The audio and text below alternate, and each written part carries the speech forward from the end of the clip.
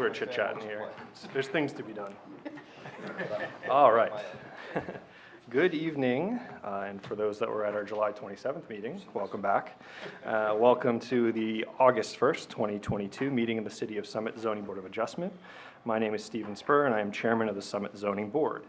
In accordance with New Jersey Statute 10:4-10, adequate notice of this meeting has been provided to a newspaper of record and has been posted here in City Hall. This meeting is a judicial proceeding. Any questions or comments must be limited to the issues that are relevant to what the board may legally consider in reaching a decision, and decorum appropriate to a judicial hearing must be maintained at all times. For the benefit of the interested public, this meeting is being live streamed to the city's YouTube page and also broadcast on Summit's government channel, which is Comcast Channel 34 and Verizon Channel 30. Please note that fire exits are to my right, your left, and at the back of the room where you entered. The city has a listening system to assist the hearing impaired. If anyone needs hearing assistance, please obtain the system at the dais and return it after our meeting. Andy Ball is the zoning board's attorney. He will advise the board members on matters of law and is the key interface with an applicant's attorney. Mr. Ball does not vote on the applications. Chris Nicola is a city employee and is the zoning board secretary. Mr. Nicola assists applicants with the preparation of their applications, planning our agendas, and keeping our meeting minutes. Mr. Nicola also does not vote on the applications. Our board consists of 7 regular members and up to 4 alternates. All members can participate in the hearings tonight, but a maximum of 7 can vote. Most applications require a simple majority to be approved. Some applications require 5 affirmative votes to be approved. You'll be told which majority will be required before we begin our deliberations. Mr. Nicola, will you please call the roll of members? Certainly. Chairman Anderson, or Chairman Spur? Here, begrudgingly. Sorry, planning board meeting went pretty Planning board, late. I was going to say, yeah. Vice Chairman Steiner. Here. Mr. Yuko. Here. Ms. Newell. Here. Mr. Mullen is excused. Mr. Millet. Here. Mr. Loikens is excused. Ms. Toth is also excused. Ms. Sager is also excused. Dr. Levine. Here.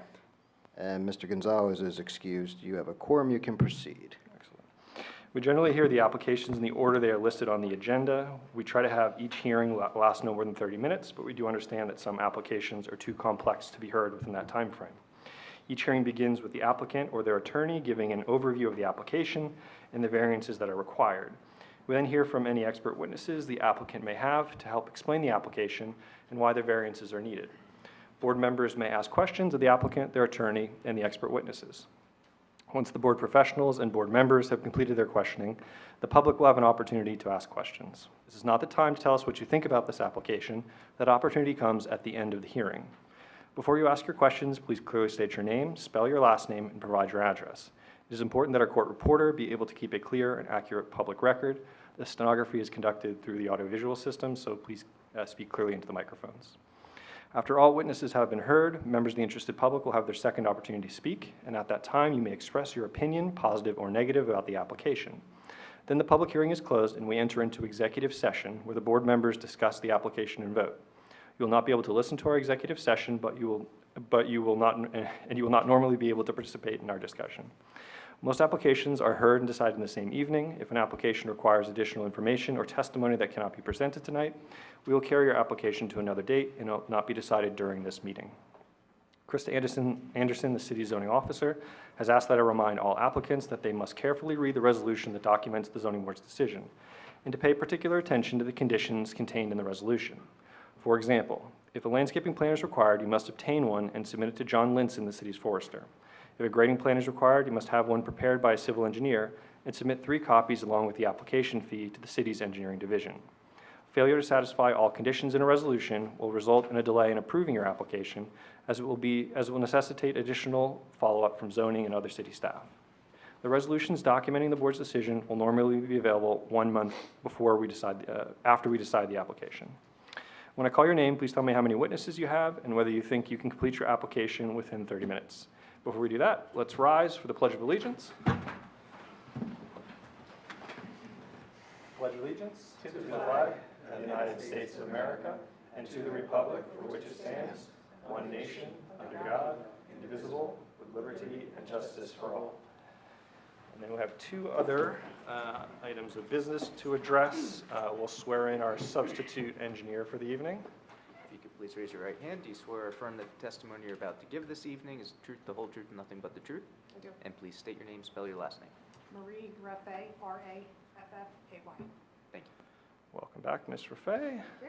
All right, and then I will also note, as folks that are perhaps more regular attendees, you'll notice that we may have a full board this evening, and due to some recusals, we may have even less members in attendance. We do have a quorum, so a sufficient number of board members that are eligible to vote on and decide your application this evening. And it is your right as an applicant to proceed with a full board. So if for whatever reason you decide that you don't want to proceed this evening with less than a full board, we'd ask you to note that before we begin deliberations. Anything you want to add to that? No. Okay. With that, I was going to ask a representative from each of the applications to come forward, just tell us how many witnesses you have with you tonight, and confirm that hopefully you'll be able to hit the 30-minute mark for each. First will be 296 Summit Avenue. Mr. Doyle? Yes. Hello. Hello. Any witnesses with you this evening? Yes, one. Just one. Mr. Rosen, I Yes. see. Okay. And we think you can complete in 30 minutes? Yes. Excellent. Good answer. All right. Next up, 29 Fairview, Laura and John Burke. Hello. Hello? No witnesses, No witnesses? and 30 minutes should be fine. Cool. All right. Getting better. No pressure on the third one here. 15 Caldwell Avenue. Just rise for me. Yep. Do you have any witnesses with you this evening? I have Two witnesses. You think you're going to be able to hit the 30-minute mark? Yes. All right. Karthik, we've seen you before. Welcome back. Making my monthly check-ins with the zoning board. I have one witness today, my architect, Alex Rodriguez. Okay, And we excellent. will be able to complete in 30 minutes. Excellent. Thank you, Karthik. And then finally is 8 Club Drive. Hello. Hello, Deb. Excellent. Any witnesses with you this evening? Your architect. Okay, good. We're light on expert testimony, and that's no knock on experts here. All right, first we will hear 296 Summit Avenue. Myself and Dr. Levine will be recusing. You're in the able hands of the Vice Chair, Mr. Steiner. And I'm not moving, I'm staying right here. Your prerogative.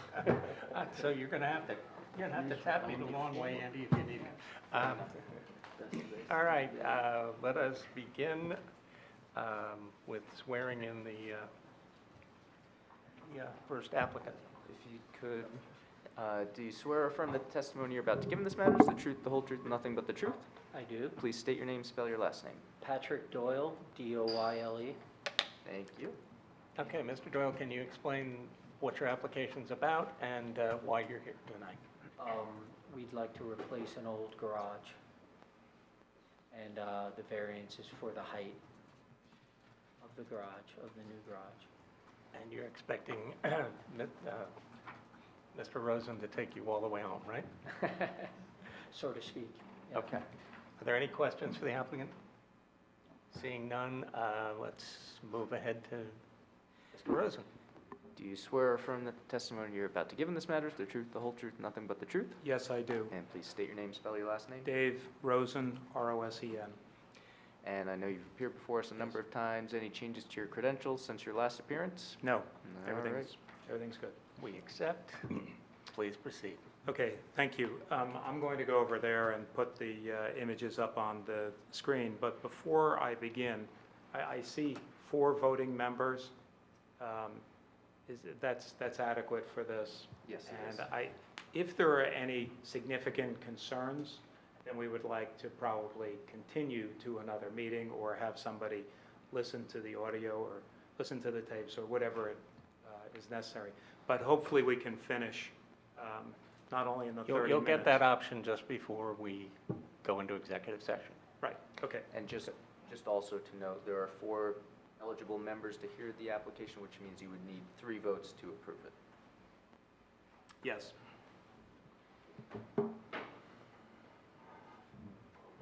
Okay, as Patrick mentioned, this is to replace the existing garage on the house at 296, takes a moment, at 296 Summit Avenue. And we're here for 2 height variances. One is for average height. Oh, let me get this. A second here.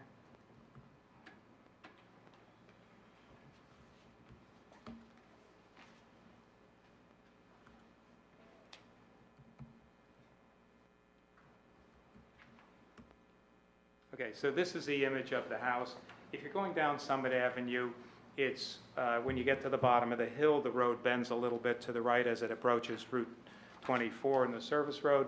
And this is in a flat, where the road is pretty flat going to, toward the highway. So the issue is one that you can already see. It is a substantial house. It's 2.5 stories, but we are actually measuring the height to the top of the conical tower that's in the center of the house. And we're here for 2 variances. The first one, let me just move on here, to show you the 2 variances. This is from the project narrative, which is what I had submitted. If you'd like, I can make this bigger. I don't know if you can see it, but you have all of this in front of you. The issue is that when we add on the new garage to replace this deteriorating garage, we want a new garage that functions better, that looks a lot nicer, and that is positioned better on the house. When we do so, the property slopes slightly to the back, slopes down, and as we build in that area, the house appears to have gotten taller by the statistics, but the house is not getting any taller. It's that the ground level, it comes down a little bit. So the existing average height is 45.2, and the proposed is 45.8.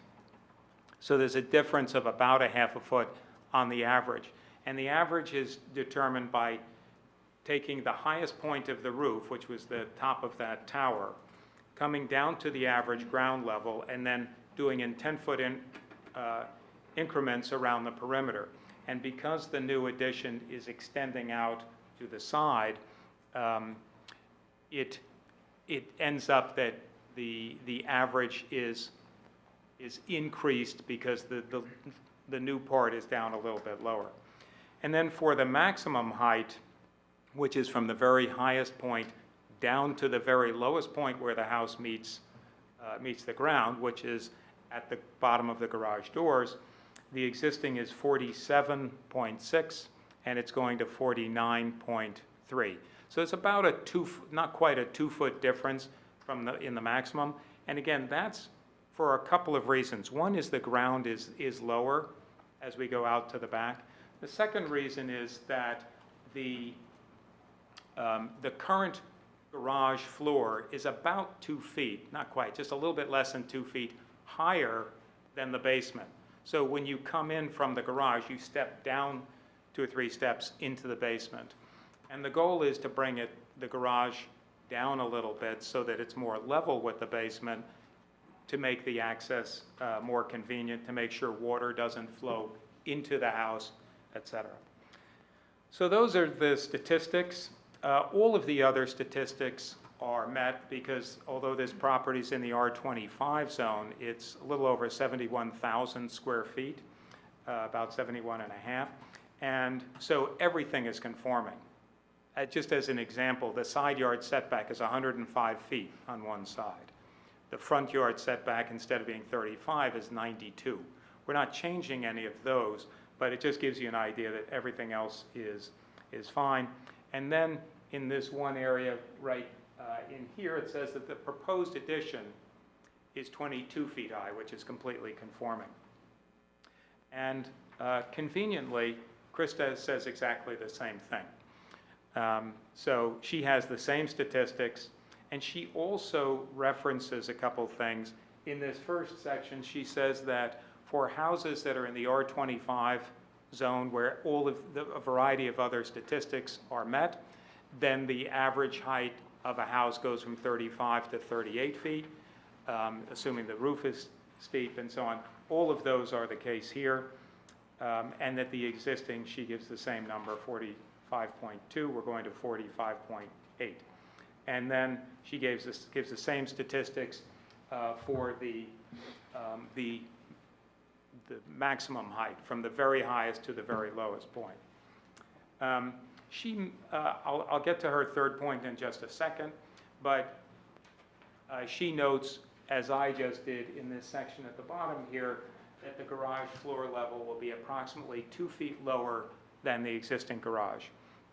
And she also mentions it does not cause that level, that basement level, to become another story.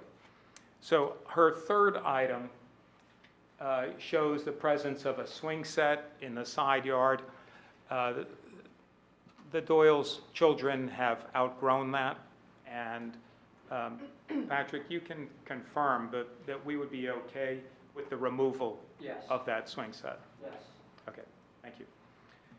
So then, moving on, this just shows the images of the current garage on the top and the proposed garage on the bottom. This is a view from the side, and so you can see this is an existing side entrance garage. It's a little bit tight. It doesn't really look like the rest of the house. The new piece, which is in here, will have a similar roof pitch and will look much more like it belongs here. And just to get a view from the back, you can see the side of the existing garage is really just sort of like a concrete block box with a railing on top, even though you can't really get to that. It is not at the first floor level, it's above.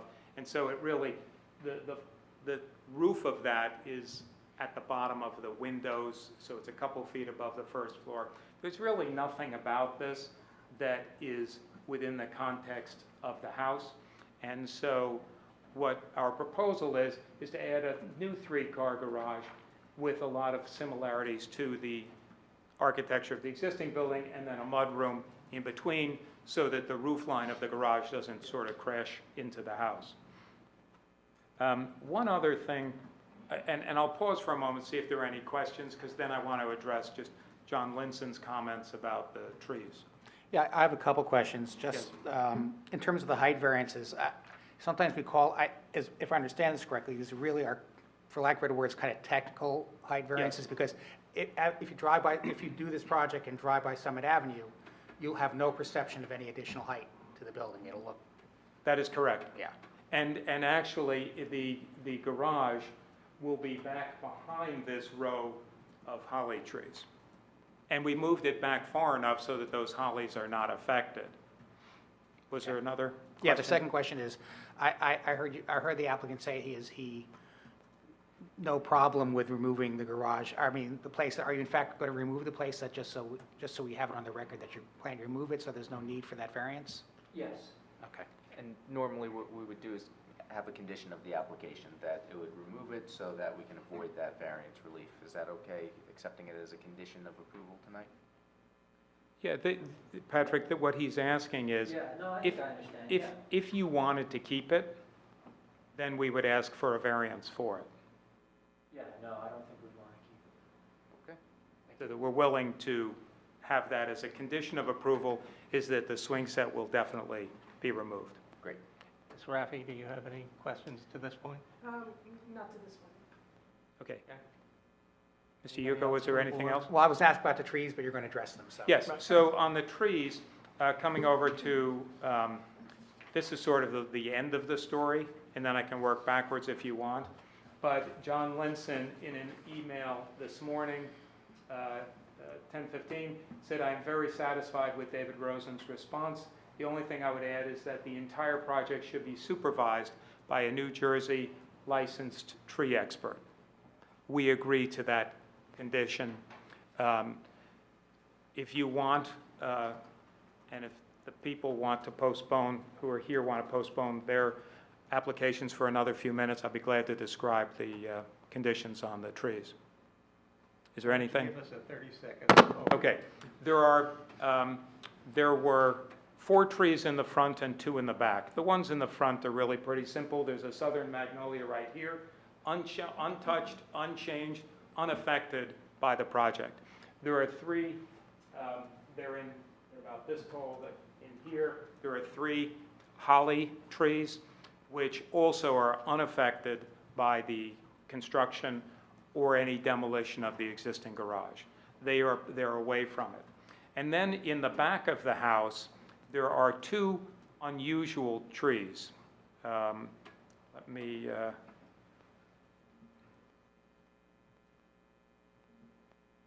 so there are two trees, both of which are visible here. One is right here, the other one is here. And these are unusual because they're Chinese chestnut trees. American chestnuts don't exist anymore, except that the stumps and the roots still survive, but the trees themselves become subject to the disease that's everywhere. By the time they get to be 5 or 6 years old, they die off, but the root systems are still there. But chestnut trees don't exist really in the United States anymore. These Chinese chestnuts are a little bit different. They are more like the width of them and the height are more similar, whereas an American chestnut grows very tall. They can grow they used to grow 120 feet tall. They were major forest trees in the United States.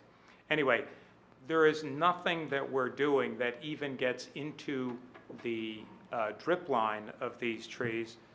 John Linson carefully called out that he was concerned about that. He wanted to make sure. And one of the things that I mentioned in my letter to him, and I have all of that here, but I mentioned that there was a 1-foot high retaining wall on the landscape plan or on the engineering plan. We just won't do that. That can also be, Mr. Ball, that can be a condition of approval that we will not have that 1-foot high retaining wall, which was really sort of a slightly elevated curb. And we'll just have the ground naturally, it's only this big, so the ground can just be sloped in that area. We'll have a construction limit line, which will say that the contractor is not allowed to go into an area. It can be not only on the drawing, but there will be a fence that can be erected in that location. And with the condition of the New Jersey licensed tree expert, that person will confirm that that the fence is there and in the right place. It's really just a simple thing of staying off of the roots and not damaging, not impacting those trees. Longer than 30 seconds, but I got going on it. But concise. Any questions? Anything on the I trees? do have just a few questions. Yes. Can you just confirm that, were you going into any more engineering site work at all? I can. Well, I'll just direct you. Yes. I'll ask the questions that I was thinking of. And I noticed on the plans that it said that no steep slopes will be impacted by the improvements. Can you Correct. confirm that? Yes. On the site plan, you've looked at this. There are no steep slopes in the area. I know this is a hard drawing to see much on. The house is here. The addition is this. The driveway, instead of coming through here, branches farther off to the right. These are the contour lines. The fact that they're far apart indicates that there are no steep slopes in this area. That's correct. Okay. There's a drainage inlet that's in the back of the yard. It's to a possible dry well. I know that doesn't really impact the project. Mm-hmm. Do you know anything additional about that dry well that's There in the back? is a dry well that's going to be somewhere over. This is the dry well. The indication. The Pete Corrs and the engineer just picked a spot where there's nothing else around it. It's just lawn. It's just lawn out here. It's away from the trees on the side. It's away from this chestnut, which is 18 inches, this chestnut, which is 42 inches in diameter. And so it's just taking some water from this area. There's a lawn inlet and goes into there. So there's one also in the back of the yard. If you go, it's right now, it's off the screen. If you go further into the way back back there? Yeah. Is there any plans to do anything with that? No. I believe that there's a drainage easement that goes through the next property that's behind this. That's unaffected, Right? unaffected. I think that's all I have this one. Okay, thank you. Any other questions? Any other questions from the board? Any questions from members of the interested public if you're here for this particular case? Seeing none, is there anything else that, No, we thank you for your time in hearing this. And also, just a couple of quick thank yous also. Chris Nicola has been very diligent in making sure that everything has been resolved. When we got the comments from the staff, John Linson's comments indicated his concern. We responded quickly. It got to John Linson, which is no easy trick, and we got a response back from him, and then that was sent to the board so that we didn't have to slog through more about the trees and hope that John Linson would approve. So thank you to anything? both you, Mr. Linson Clark? and Nicola. All right, this is the time for the public to say anything that they would like to say about this and testify about it. Seeing none, I think we can move into executive session. Can you give us the conditions? Certainly. There were a couple more based on that tree testimony, so I have 4 in total. First is that the applicant will comply with those conditions noted in the board engineer's memorandum. Second, as discussed, was the applicant shall remove an existing non-conforming swing set. Third is that the construction shall be supervised by a New Jersey licensed tree expert in accordance with the recommendation of the city forester.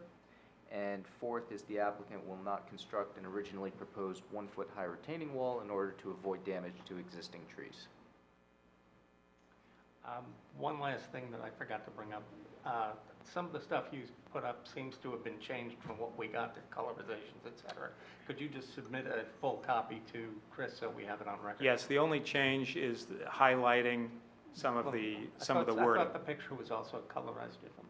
Anyway, whatever, just as long as That we was, have it all. I believe that all of that was submitted, but Chris will get everything that has been shown. Thank you. Yeah, we'll just mark the whole presentation as A1 and move on. Send you Good. the whole thing. All right. Okay. I thought I saw something that I didn't see. Just in case, we'll mark it A1. Thank you. Absolutely. And who would like to start deliberations? I'll start. I like this application. It's a very interesting property. I've driven by this house. It's a very prominent location in town. You can't miss it when you're driving in town on Summit Avenue. Very interesting shaped lot.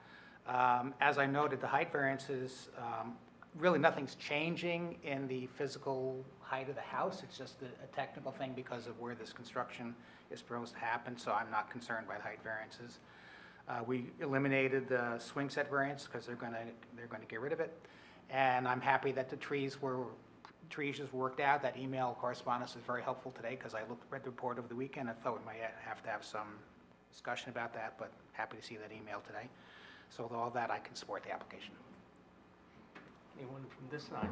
Sure, I would also agree. I think the new garage would be a beautiful addition, and actually it fits in better with the house than the current one. So I would definitely approve this application as well. Mr. Blake? Okay. I have to just say that I can support this because it has no negative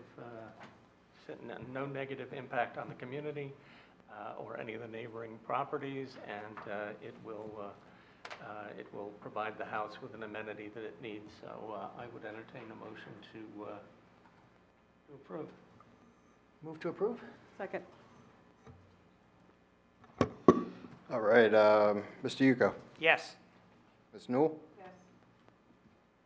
Mr. Malay, Yes. and Vice Chairman Steiner. Yes. Thank you very much. Thank you. And while the other group gets set up, let's somebody go call our recused fellow board members back. I guess it's my turn.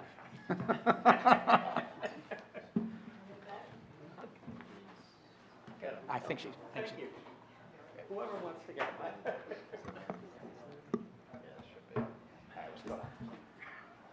Is he on his way?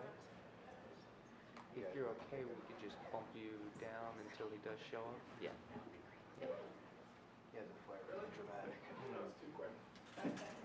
Well done.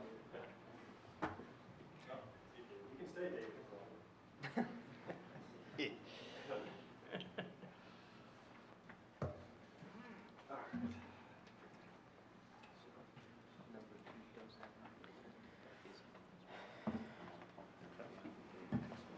All right, I hear there's a shuffle afoot here. So 29 Fairview Avenue, we're going to hold while an architect emerges from wherever the architects emerge from. So we'll proceed then to 15 Caldwell Avenue. You may come forward. Yep. I'll let you get set up. And then anyone that's, are you planning to speak at all? Just these two guys here? Yes? No? You're the only ones that are going to speak, you think? I guess I'll just switch seats. No, you can, yeah, please. Oh, okay. Welcome to sit there. All right, so we will begin. We'll first ask you as the applicant just to describe a little bit about why you're here, and then we're going to punt and let all the heavy work be done by your professional. And Okay? first, I'll just swear you in. If you could raise your right hand. Do you swear from the testimony you're about to give in this matters, the truth, the whole truth, and nothing but the truth? I swear. And please state your name, spell your last name. My name is Kevin Avedisian, and I'm here on behalf of my parents, Marina and Richard Avedisian. I'm their authorized representative, and we're here to make an addition in the backyard. We don't have a usable kitchen. We just wanted to, convert the deck and extend it a little bit and make a usable kitchen. And that's about it. That's great. You did a wonderful job. Are there any members of the interested public here this evening for this application? All right, I'll continue to check periodically, but if there are any members of the interested public, you'll have the opportunity to ask questions or provide commentary. So we'll move next now to the professional. We'll similarly swear you in, and then you can go into further detail. Raise your right hand. Do you swear affirm the testimony you're about to give in this matters, the truth, the whole truth, and nothing but the truth? I do. And please state your name, spell your last name. Thomas Baio, B-A-I-O, architect for the applicant. Thank you. And can you briefly describe your background, experience, and 3 boards you've appeared before recently? Sure. I have been a licensed architect in New Jersey for 31 years. I remain licensed in good standing with the Board of New Jersey Architects. I've appeared before this board, as well as maybe 100 other various municipalities throughout the state over that period of time. I last appeared before your board maybe a couple of years ago, but it's hard to tell with COVID. I think it was in 20, but I'm not sure. Any questions, or would you like to accept his credentials? We'll accept your credentials. 100 municipalities, that's a high standard. We're expecting a good show then tonight. I serve on the township committee of one of them. I'm the deputy mayor of Mendham Township. So. Oh, well, I'm a former Mendham High School graduate, so that's Oh, you wonderful. are? There you go. So Well, show us Minutemen proud then. hopefully Mendham treated you well. Well, we'll see tonight. There you go. Please proceed. Okay. So on its face, my clients moved here in 1997 and have never really been able to expand their kitchen. They talk about their kitchen, and you'll hear that come up. Marina, my client, and her husband have been waiting for many years to save the money to do an addition. So the addition seeks to push out to the back, and on its face, like I said, this is a very easy application to say it's too much, too big, too little. So I want to go through and explain it. I also want to say that I have a number of exhibits. I can do them as handouts. I can introduce them and just sign them in. One is a photo board. One is a Google map montage, and on the back of it, I have the Google image of just showing where the homes that I'm going to Chris, do you want point to, to maybe we'll go one by one and we'll enter them into the record. So Chris, you'll Sure. just track this. So I'm going to start with the photo board. I'll speak a little louder. Chris, I should name this A1. Yes. I'll mark it as A1, and I'll hand it out to you when I'm complete with the testimony. And I'm dating it August 1st. Exhibit A1 is a photo board of the neighborhood. This is a little old school compared to Dave Rosen, but basically, I took the neighborhood, I went around and took pictures of the homes that are behind the home, and that is along Clark Street. This is 12 Clark Street. This is 14 Clark Street, our directly adjacent neighbor behind us. 27, which is the corner, and 23, which is the one next to the corner. Then we come to Caldwell. We have the house next door to us on our left, the subject property, and the house next door on our right. Then I have the houses across the street on Caldwell Avenue, number 16, number 18, and number 20. And then the bottom 3 photos are the rear yard, because that's really where we're placing it. The most notable thing to get from this board is the fact that their yard is the centerpiece of what I would call 4 homes that all look out to the open plain. They have been there for 25 years. They predate many of their neighbors. And that is an important fact to know. Well, not that anyone's here, but it's an important fact to know. The next exhibit I'll mark as A2, and I'll keep one of these for the actual handout. This is a Google map front, and again, the back is the plain image without it. And it shows the subject property as well as the adjacent homes. On a basis of footprint, their home is one of the smaller ones in this little collage of homes. And I have a final one, which is a survey I did, which I'll mark A3. And this is the lot sizes and the house size square footages. This data on the square footages was obtained by NJ Parcels, which aggregates tax data. And some of it was verified on Zillow. Some of the Zillow data is not always accurate, but it did validate some of these. For the most part, it shows houses that are between, we'll call it the smallest one here, 1,100, and the largest one, about 2,200, on different size lots that all vary as essentially relatively small lots. We have 4 variances associated with this application. The first variance is rear yard setback. 30 feet is required, and 19.4 is proposed. I'm going to flip this over.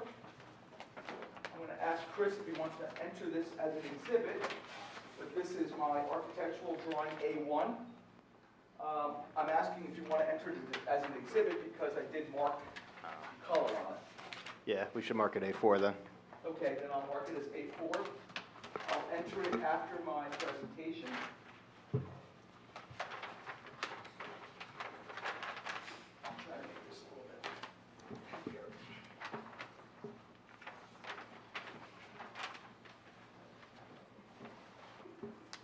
Okay, what A1 depicts is in the upper, and this is in your drawings, in the upper left-hand portion of my drawing, we see the house in the demolition plan, along with a pre-existing deck. If you look at the Google map image of the aerial, you'll see the house and the deck. I superimposed in an orange color the addition, which makes up about 50% larger than the deck. It is going out 6 feet further than the existing deck.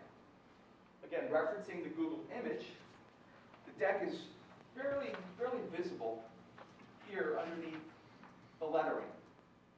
And we're going that much beyond it. The current rear yard is, I think it's non-conforming, just let me get that, I'm sorry. The current rear yard is 28.7 feet. That's measured to the house. The current deck is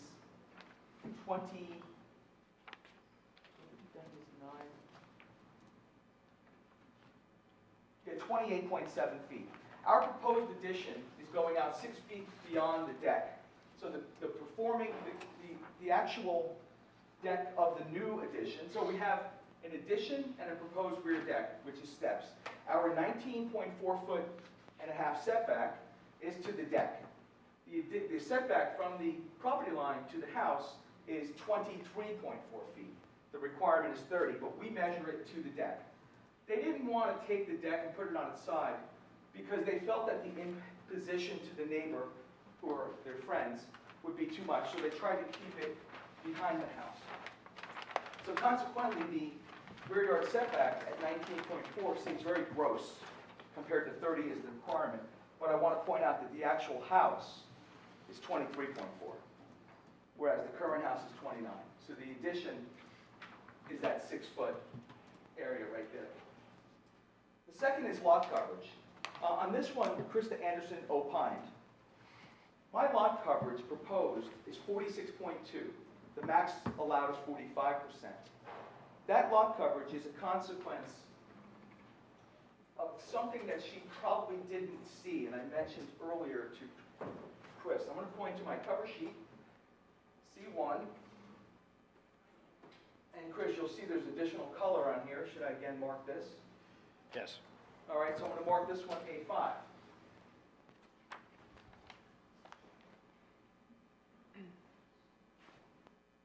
Okay, what I've depicted in color are the setbacks on here that really are not related to what I'm talking about lot coverage. But one of the things, and you'll notice this on the Google map image, is that where we identified the paved area, the driveway, as 492 square feet, and the house is 941, and the front stoop is 47, and the existing deck is 225, and the shed is 73. What Krista didn't see was in front of that shed is some pathway, which totals 287.5 square feet. If you remove that 287.5, you will then concur that Krista was accurate in that we don't have a lot coverage variance. But that pathway is there, she missed it. I just wanted to bring it to your attention. And along that line, my applicant told me tonight, they're willing to get rid of it. That's important because our addition is 283 square feet. That's the net addition. Reference back to Exhibit A4. So we have our proposed addition superimposed over the deck. The net number, including the new deck, is 283. The pathway in front of the shed is 287. So if my clients are willing to get rid of that pathway that leads to the shed, then we have a 5-foot benefit if the application is approved. So just pause for a minute, make sure I understand what we're saying here. So if we go with your original numbers at 46.2, we would have needed a variance. We do. Okay. Krista, you're saying Krista missed something, which, Correct. okay, but you're going to remove that something that she missed. So in fact, the net of this is there's no need for a variance. Yes. So upon favorable consideration, we're actually going to net benefit the reduction. We'll have a reduction in lot coverage, not by much. So I think we just need a condition that Krista verifies all that if we were to approve it. Yeah. I'm going to say this for the last time, and this is no disparaging to my client. They saved a lot, and they can barely afford to get to where we are right now. We'll have to do a new survey. They didn't want to get to a survey. They will do a survey if approved, because that's going to be a condition.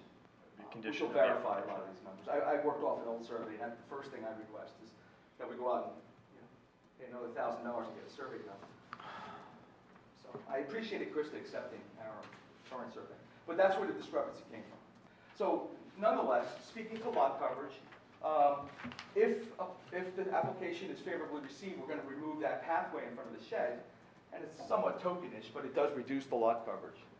The third variance tonight is building coverage. 20% is allowed. The existing house is already over at 24.4%, and the new addition will bring us to 29.9, again, where 20% is allowed. It's an overage of about 508 square feet, 505 square feet, to be honest. The fourth variance, and the most significant, is the floor area ratio. The one-story addition takes an existing non-conforming floor area ratio of, sorry, the FAR, right there. We're currently conforming. We have a house that's 1,534 square feet. The maximum allowed is 1,780. Our proposal is for 1,990. So we are proposing to be 200 square feet or 4.13% over what is allowed. That is driven almost entirely by the need for the kitchen in the floor plan. So those are the four variances. We think we're going to get it to 3. Rear yard setback, building coverage, and floor area ratio. I don't know if there's anything else I really need to add. Is there any, sorry, Andy, is there any more detail you need to capture based on these changes for a potential resolution? In terms of shifting numbers or anything? I don't think so, since the lot coverage you're saying will comply with 45%, right? Yes, by virtue of the removal of the pathway, which was in my numbers, that wasn't captured in Krista's numbers in Okay. her memo. So then I think the only thing I would note is that we're imposing two of the conditions that we just spoke about here. One would be that the applicants will remove that 287 square foot walkway.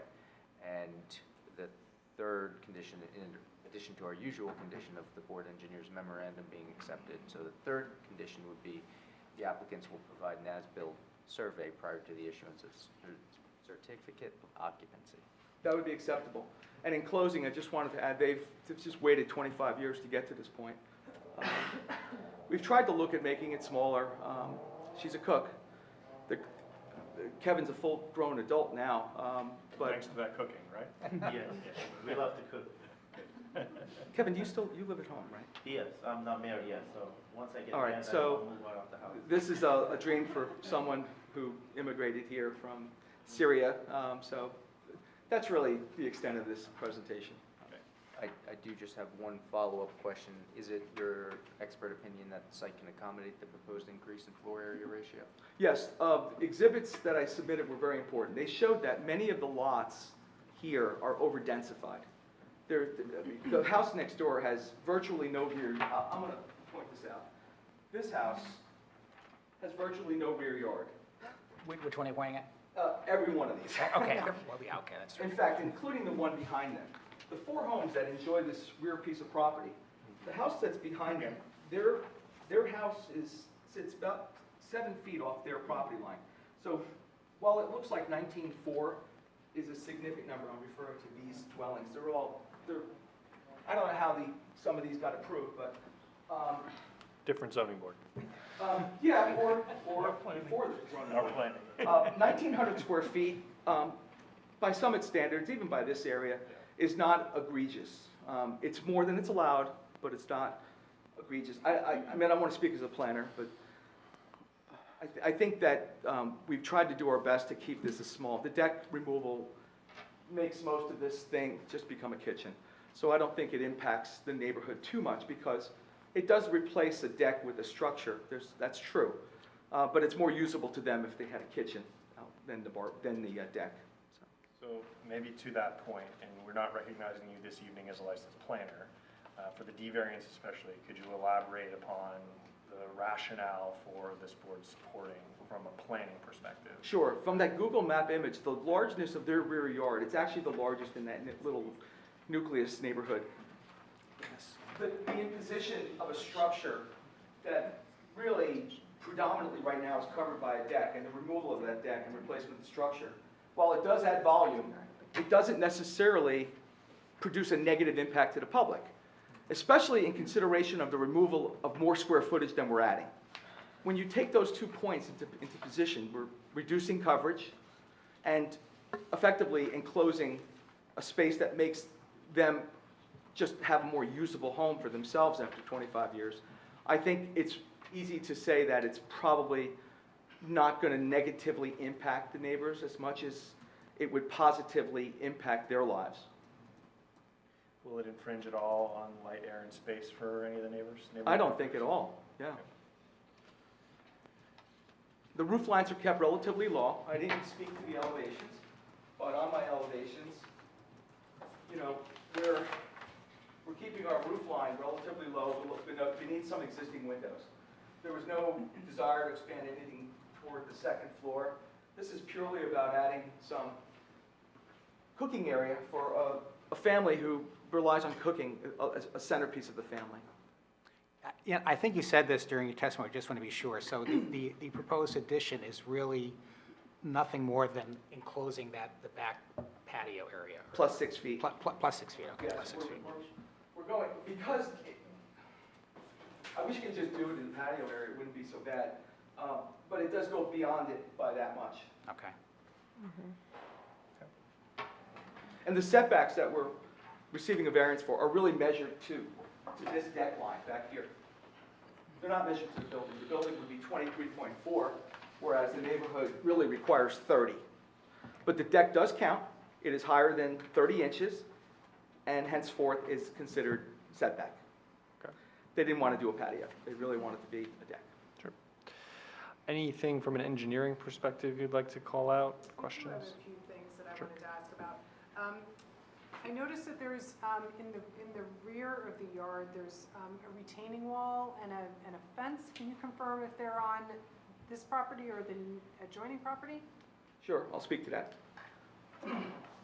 In reference, let me just put the site plan up here. So our property line is the top line on my cover sheet C1 on the survey. The top line is our property line.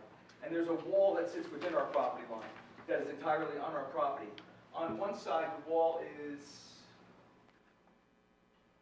the fence is, I'm going to say it's a foot in. And along the entire right side, there's a retaining wall that starts about 4.5 feet in. This is why they need a survey. I mean, it's hard to know. I would say that in the front yard, it's about 4.5 feet in, and in the rear yard, it's like down to 1.5 feet in. Quite a bit of their property is lost with these lines, but the entire wall and the fence sits within their property line. Okay, so and how about the shed? Is that completely within the property? Yes, it is. Okay, so I'm assuming that's all going to come up in the survey too. Right. That'll make that clear. Are there any AC units or generators that you're putting in at all on the property? We're probably going to have to replace the current AC unit that's there to handle the 283 square foot, actually 500 square foot addition. I don't think we need to put a new AC unit in there. I think we can probably upgrade the system. Yeah, just upgrading it. Yeah, so where's the current AC unit? I'm sorry, I'm not prepared for Yeah, that question. that's all right. Kevin, where's the current AC unit? It's on the rear left, Rear left in the backyard. in the backyard, yeah. So then I will testify tonight that it's going to remain in the rear yard, because I don't like them in the side yards, and it will stay just behind the current addition. Call it underneath this kitchen window, or the food pantry that's in that left corner. Okay. So then it'll be complying with all of our ordinances and. For sure, if it's in the setbacks rear yard and not in the side yard, it will definitely comply, but more importantly, it's the right thing to do. Okay. I noticed that you have a stone seepage pit in the rear yard, but our office would suggest that it should be a concrete tank, either that or some of those Coltech or StormTech chambers, those plastic ones. They just hold up better. You may have some collapsing in the backyard, but just a stone pit. So we would prefer to see a tank. A regular tank. We'll probably not do the concrete ones because they get a little pricey. If you would accept the Coltech, we'll be happy to substitute a seepage. It's not a large amount of coverage, and when I did the calculations, it was something we can handle with just a stone pit. But we'll go ahead and we'll change it to a fully engineered dry well. And you're just collecting the water from the addition? I'm only capturing the water for the addition. I'm not using like I said, the net impervious here. We'll be putting this in and we're going to capture the water. So the real public benefit is actually then bigger because we're not only reducing lot coverage, but we'll be capturing some more stormwaters. Do they have a flooding issue here in the backyard? No. It's pretty, okay, because it's pretty flat. Yeah, I mean, it's high and slope, so there's no flood. All right, so the neighbor, if you're standing on the street looking at their house, the neighbor to the right sits about 2 feet lower than their house. And that's why there's a retaining wall there. If they're not holding water, sometimes these dry wells don't work well. I'm asking that question mostly for my edification. Okay, That's all I have. excellent, thank you. Any further testimony from you? No. You're okay? Any questions from members of the board? Mr. Malay, Yes, go ahead.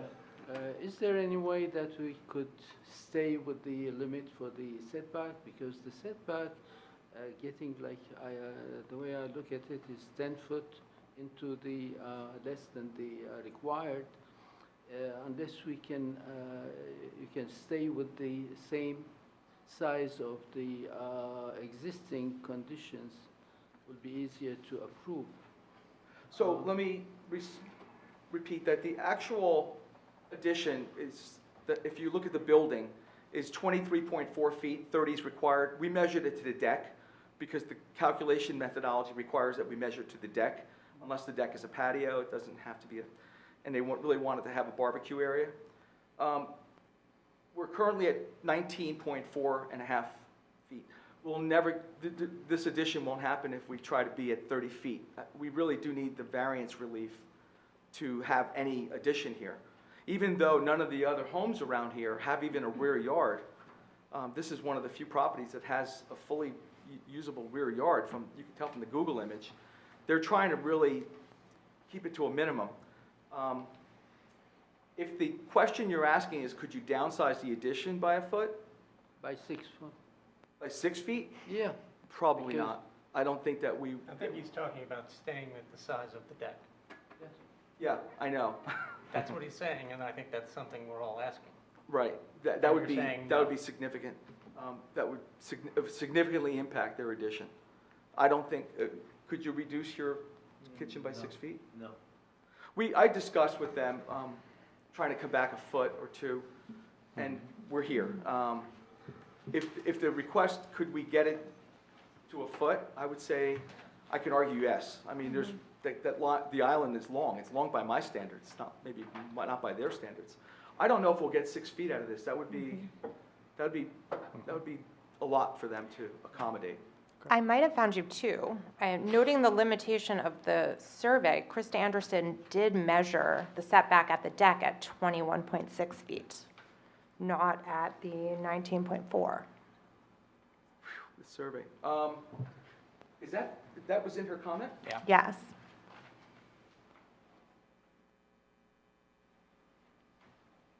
So that puts the back of our addition at 25.6.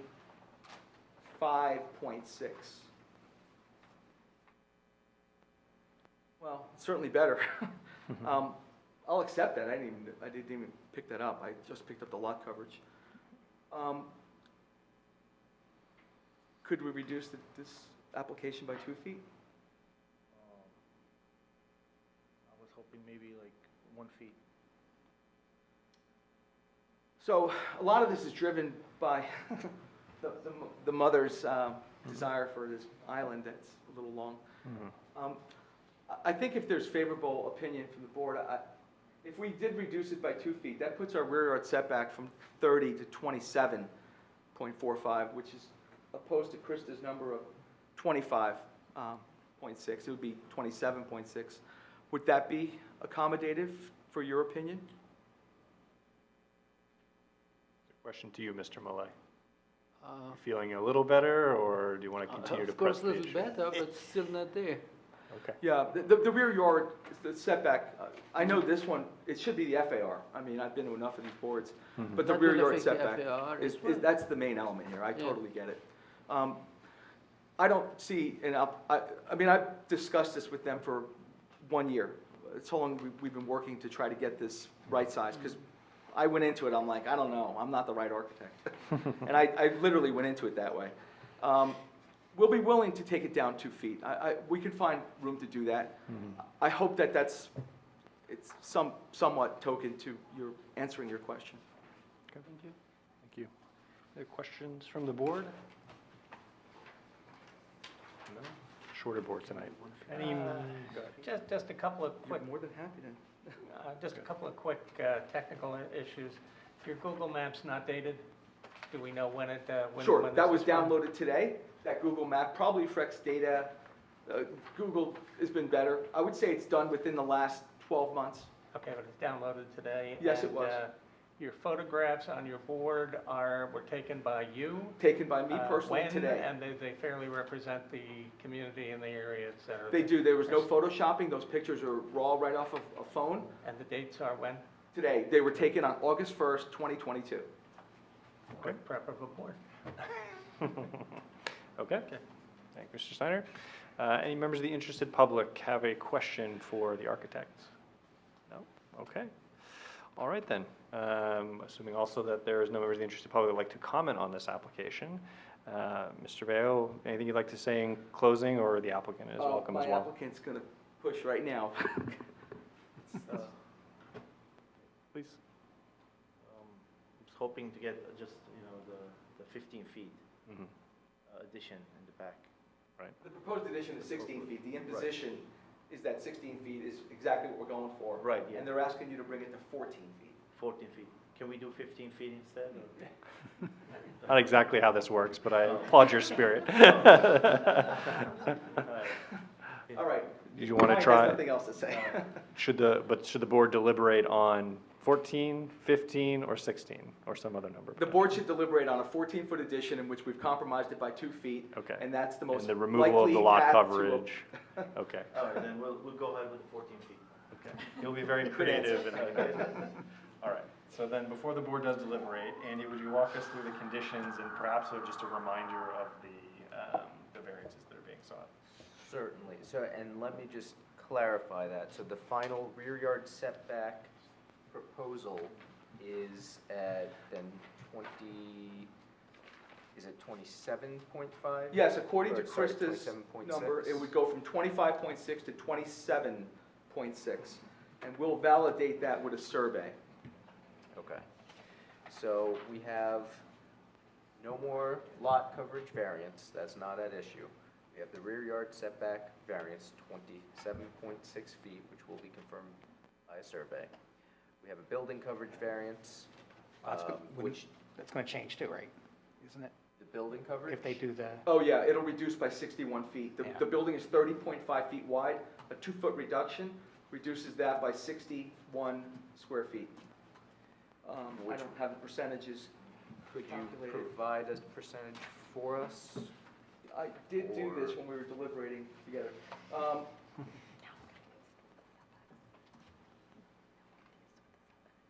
61 square feet from the building coverage proposal of 1522 minus 61. 164. Percentage-wise, the building coverage violation will decrease from 29.9 at 1,522 square feet to 14.6%, 14.61%, and I'll give you that in a second, 14 point times.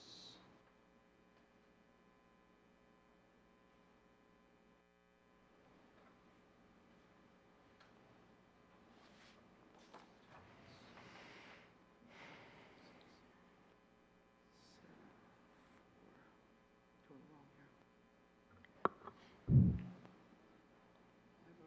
I'd like to ask the homeowner a question when it's an appropriate time. Oh, you can go right ahead, yeah. Your neighbor to the rear on Clark Street, I'm curious if you've had any dialogue about your plans with that neighbor? Dialogue about the plan? Just, have To you talked to your neighbor? Behind you about this? Well, well, you know, when I was cutting the lawn, he came up to me and he asked me questions about the, you know, what's our project and what are we up to, and so, and I told him that, you know, we're building a new kitchen, we don't have a usable kitchen as of right now, and he was just wanted to know, like, you know, what are we up to, because they received a letter in the mail, the notification. Was he happy or was he angry about? He was happy. Okay. Yeah, Okay. he was happy. He wasn't was angry. Yeah, he was. He says, you know, I'm glad you guys are doing this. You know, it's gonna look beautiful, and he's, you know, it's like he didn't seem like he cared. Okay. That works too. Can't testify on his behalf. All right, so the building coverage goes to 28.7% at 1461, and the lot coverage reduces to 44.9% 28.7. and 2288 square feet. And I suppose normally when we have shifting figures like this, what we would normally do is condition it just upon review and approval by the zoning officer, so she has That's fine. the final look at those figures. Yeah, but just on one matter, I know you structured it based on Krista's setback, and not that I'm challenging Krista on everything. You know, for some reason, our computer got 23.4, not 25.6. And if we condition it on the achievement to 27.6, but my number initially was correct, I don't want the client to be so impacted by 4 feet. Is there a way to write the resolution that the addition is reduced by 2 feet? You see where I'm driving? Because that came off of Krista's understand. number. I guess it's whether the board's comfortable conditioning it on the size of the addition versus the setback figure that, the end result here. Yeah, I mean, these applications are heard, right, with respect to some established standard rather than kind of an existing versus a future condition. So, I would be more comfortable, maybe Mr. Steiner has a different opinion. Even different numbers there, yeah. I prefer to operate off of percentages. And offer Krista, you and Krista, Mr. Bayer, the opportunity to rectify that. That's fine. Through the resolution process, if the What I board finds just this. pointed out was that the application itself talks about the rear yard setback at 30 required, 19.4 proposed. That's right. And my number, this has never happened, by the way. I never have a zoning officer say, well, you are over punishing yourself. This is a rarity. The question is, if I accept that, do we over punish the removal? Because we're now conditioning the net result on not a number that I had, but rather a number that she came up with, which she could be wrong. I could be wrong. So as long as you give me the levity to work it out with Krista, that's acceptable. I mean, the spirit of the approval is a reduction of a couple of feet, and a new survey would really go a long way here to getting better data. Okay, let's talk through conditions then. And then I'll also note that we didn't get to this, but the final FAR variance that we did discuss, meaning we do need 5 votes for approval here tonight. Yes, and that's right. That remains 39.55%, right? Or does that shift as well? The FAR variance was, I did lot coverage, I did building coverage, I didn't do FAR, sorry. So I'll do that right now. So 1990 minus 61.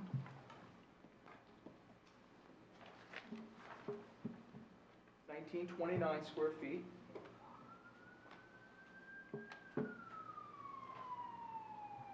At 37.9%. Whereas it was 39.13, the new application adjustment reduces that to 37.9%, 1929 square feet. So we've eliminated one variance and reduced the other 3. Okay. All right, so the conditions then that I have noted, we have 4 of them. First is our usual compliance with those conditions noted in the board engineer's memorandum. Second is that the applicant shall remove an existing 287 square foot walkway. Third, the applicant shall provide an as-built survey prior to the issuance of the certificate of occupancy. And fourth is that the final variance figures shall be reviewed and approved by the city zoning officer. Those are correct and acceptable. I would just ask if a resolution is to be drafted with respect to the engineer's letter, we make specific reference to the discussion of the stormwater management and the fact that the particular system that Mr. Bayo referenced is what the applicant agreed to install if the variances were granted. Okay. With that, who would like to begin the deliberations? I'm happy to. Okay, Oh, where you please. wanna go? No, go ahead, Dr. Levine. Okay, sure. Thank you for that presentation. So it's now 3, not 4 variances, we think. The biggest, probably as far as numbers, is I think the building coverage variance. But what we've seen tonight, and this isn't me showing off my 2nd grade math, but with a modest sized lot, when we move small numbers of square foot in either direction, it has a meaningful impact on the percentage. I thought it was a modest addition, the 500 square feet addition.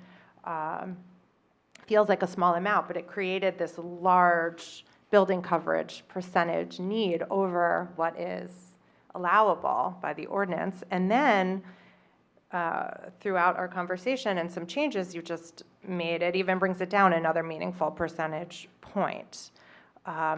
So I look at that, I look at those numbers, and then I think of what you're gaining in the process as far as functionality and use of your home and bringing your kitchen up to modern standards, and I completely understand and get it. The other variances here, the setback. You've talked with your neighbor and no one's running out the backyard, screaming and yelling that they're upset, but just also noting, in my mind, some of these things, when we get letters in the mail and we get these, packages, it's very hyper-technical, and it's sort of it's hard for some people to even realize if there is a setback, if someone's structure is going to be close to their backyard or not. So whether or not they fully appreciated it, I still feel like the sentiment and the overall kind of really, and that's who the setback requirements protect. So it's really the neighbor, and I think that it would have gone a different way had they been upset about that. And then lastly is really the FAR, which something almost 4.5% over. Now it's down to just about 2% over. And again, that just shows how the small numbers have a meaningful impact. And for a residential ask with that much gain as far as use and functionality of the home, I am comfortable with that FAR variance. And overall, this is an application that I could support. Yeah, I can support it as well. This is one of those applications where, on paper, it sounded like a huge ask, and major concerns propped up in my head. Until you look at the neighborhood and look at the, even after this project, it looks like the applicant will still have one of the larger backyards in the immediate vicinity. Clarify the numbers, hope the numbers all work out the way we think we're trying to recalculate them tonight. The addition is at the rear, so it's going to have less of a visual impact to the neighborhood. What else did I want to say? I guess the unusual nature of the neighborhood, it's a very compact lots, houses close together. The applicant's exhibit of showing us the lot size and house size of the other houses in the area was very helpful too, in demonstrating that even after this addition, yes, the house will be now at the upper end, but not at the very high end of size in the neighborhood. So given all that, I came into this being a little bit skeptical, but I think I can support it now. I will vote in favor. Tom? I'm in, or Liz, anything you care to add? No? Liz, no? Okay. Mr. Vice Chairman? No, I'm gonna stand on this one. Okay. I can support this application in line with what Mr. Yuko and Dr. Levine had noted. The use and functionality of the home will certainly improve. The minimal visual impact, as Tom had noted, is, I think, a reflection of thoughtful architectural design, so I'm grateful for that. I don't want to dismiss the promised stormwater management improvements as a net benefit to the surrounding homes in the community. As given this is inclusive of a D variance, we need to weigh positive and negative criteria. And given the relatively small nature of this overall addition, we're not looking for real standout positive criteria, but do want to look at the calculus. So for those reasons, I could support the application as it's been amended on the fly. So thank you, Mr. Bayo. We have a motion then from the board? I move to approve with the conditions we've discussed. Yes. A second? Second. No, Mr. Moore jumped in. Chris? All right, I'll get it right this time. Vice Chairman Steiner. Yes. Mr. Yuko? Yes. Ms. Newell? Yes. Mr. Millet? Yes. Dr. Levine? Yes.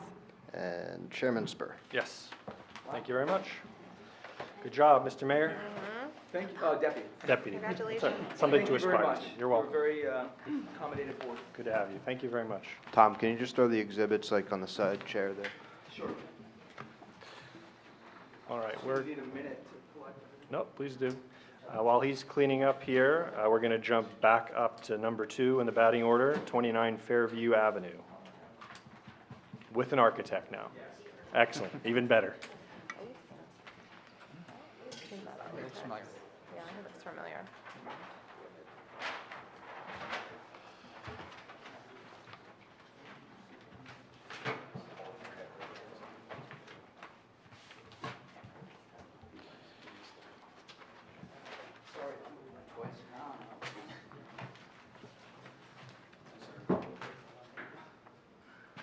Would it be possible to take You borrow this chair? Sure, as long as you bring it back.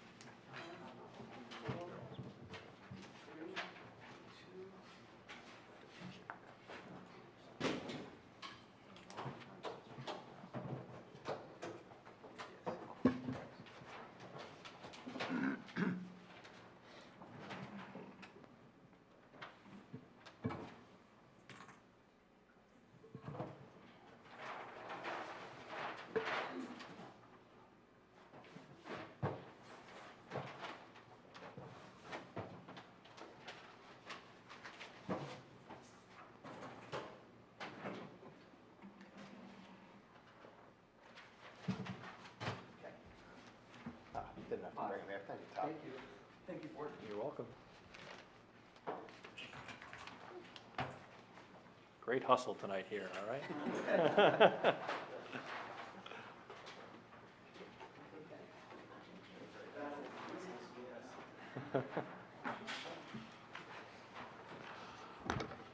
Thank you. Thank you very much. All right, everybody grab a seat here. And then we're going to start by swearing the applicants in. We'll assume you both will be speaking, so we're going to swear you both in, ladies first. Well, if you could each raise your right hand. Do you swear affirm that the testimony you're about to give in this matter is the truth, the whole truth, and nothing but the truth? I do. And then one at a time, please state your last name. Or state your name, spell your last name, sorry. Laura Burke, last name is B-U-R-K-E. John Burke, B-U-R-K-E. Thank you. Alan Leonard, L-E-O-N-A-R-D. All right, Mr. Leonard, we'll get to you in a moment. We want to hear first from the applicants, either or both of you. If you can just briefly introduce why you're here, what you're seeking from the board, and then he'll do all the hard work for you.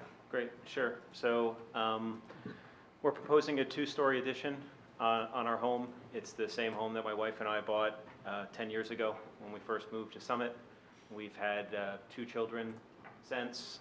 You know, we love the street, made a lot of friends in the neighborhood, kids love their schools. But simply as our family's grown, we've outgrown our space. Since March of 2020, I'm also working from home full-time in a space next to the furnace in the basement. So, you know, we're hoping that we can, you know, make some changes, expand the house a bit, make it a place that we can stay in forever. You know, we have spoke with probably 7 or 8 households on the street. Everyone's super supportive, some of which we actually stole some ideas from because they've recently done or in the midst of doing similar projects. So yeah, like I said, we're just, we're hoping we can get it done. You know, we want to stay where we are, just in a space that can accommodate the family as it is now. Okay. So we heard his sob story. Anything else you want to add to that? I just want a really big, I just want a kitchen. Just a small kitchen right now. Okay, wonderful. But and honestly, the biggest reason I think we want to stay too is, and the reason I think we want the addition is our daughter is in an 8x10 bedroom right now, and it's just, it's fine when she was a baby, but she's 7 and she keeps asking for a big girl room, so that's one thing we would like to give her. Okay, great. Are there any members of the interested public here for this application? No? Okay. See some no. That's good. All right then. Let's move forward to hear from the architect, Andy, if you'll swear him in. Yep, if you could just raise your right hand. Do you swear affirm that the testimony you're about to give in this matter is the truth, the whole truth, and nothing but the truth? Yes. And please state your name, spell your last name. Alan Leonard, L-E-O-N-E-R-D. And I believe you appeared before us relatively recently. Any changes to your credentials since the last time you appeared? No, I think it was online last time I was here, but yes. I mean, no change to the credentials, I'm still licensed. I do mainly residential architecture. Any questions from the board, or would you like to accept them once again? We'll accept your credentials. You may begin.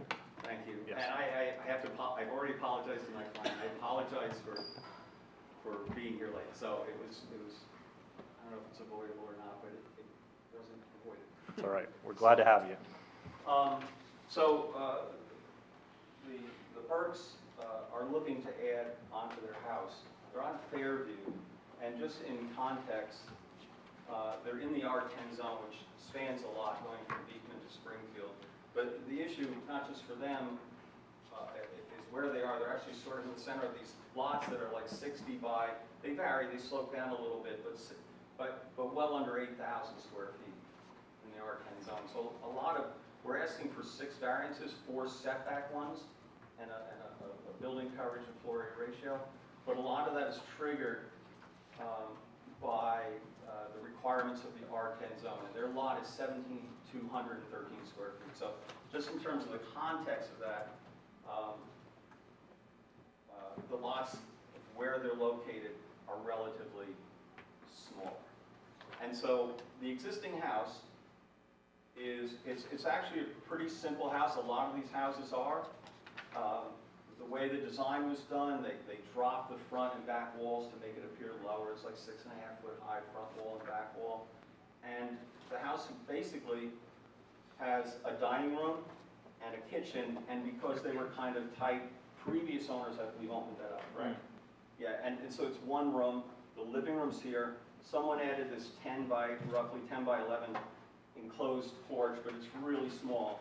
And then there's a one-car garage to the side. Upstairs, there's 1 bathroom and the 3 bedrooms. And so what they're proposing to do is, and just to get your bearings, the house ends here right now. And so we're adding 18 feet to the rear, and it's a 2-story addition. So on the first floor, we're trying to address some of the things in the house. Like currently, you go outside the garage and you come into a door right to the kitchen, so we're trying to add a mudroom. We're giving up the dining room to become a study for John because he's working home. And then just the addition itself is an enlarged kitchen for a larger kitchen, and then a breakfast area, which will double as the dining room. It's sized for, I say breakfast area, but it'll be sized for dining. And then the living room stays the same. They'll add the corridor through, the powder room stays exactly the same, and then this patio in the back. On the second floor, once again, here's your line between the old and the new, and you can see the existing bedroom that Laura had talked about is here, and there's closets in, and so it's really tight. So the addition is to give them a master bedroom suite with bathroom, walk-in closet, and bedroom, which is 18 by, well, inside is 16. We're reconfiguring the whole bath and giving them a linen and some closets. And then the 2 front rooms are staying the same except some of the door entry. Well, I'm sorry, this one's shrinking from what it was from filling to becoming these similar. The bedrooms all end up similar. So they're going from a 3 to a 4-bedroom house. And on the downstairs, they're pretty much adding the study in lieu of the dining room, and then adding that to the back. So, and then the one other thing that is triggering our front setback variances, currently you can see the swing of the door. Their front stairs, when you come in, are 3.5 feet from the door. A lot of these houses are like this. It's very tight. And so what we're proposing is to extend an enclosed vestibule on their current platform as a little shorter. It's going to be 3'4", so the door can swing in, and then add a 3'4" covered platform in the front. And so that would just make it not as tight when you come in with the door hitting the stairs. So we try to keep that in a minimum, but we're required to, we're requesting variances for that.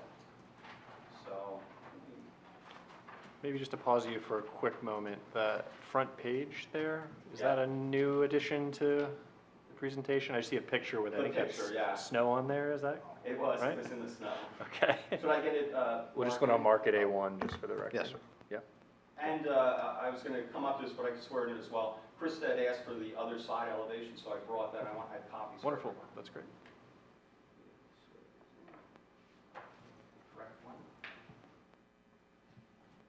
And just with the exception of the snow, does that photo fairly represent the condition of the property today? Yeah, I mean, except for the snow, Except for yes. snow. And no changes to it. Okay, thank you.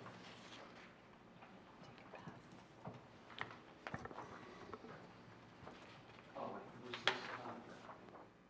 Oh, Who swears in the? Oh, you just need to mark it. Oh, that I you're just gonna leave marked it? with I'm Chris. sorry. Yep, no. I'm used You to gotta wear a lot of hats tonight, all right? There you go. We're a pretty lean board. It's better than wearing a mask. So what would you like this marked as? A1, please. Yep, and you can just And date it we'll if you call the side elevation A2. can. Side elevation will mark as A2. And we just want to make sure that gets left for Chris. Yeah, no, it's, well, Thank you very much.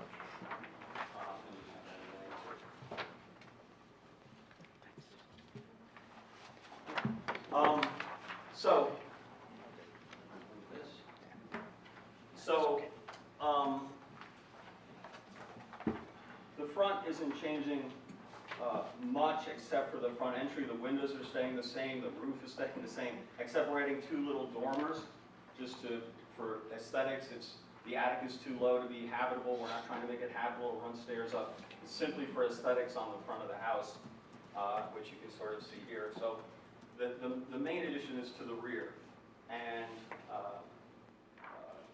what you can see is the kitchen addition with the master bedroom over. We're doing the pitch up to the peak. and then it steps back and becomes doors out from the dining area, and then the bathroom and the hallway and the walk-in closet are here. And then there's this little entry roof that comes over the back door.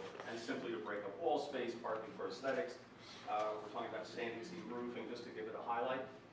And you can see some of this on the side. So it's stepping back 2 feet on the bathroom and the closet, and then the main bedroom becomes the more featured, prominent feature, just for aesthetics that it looked good. And then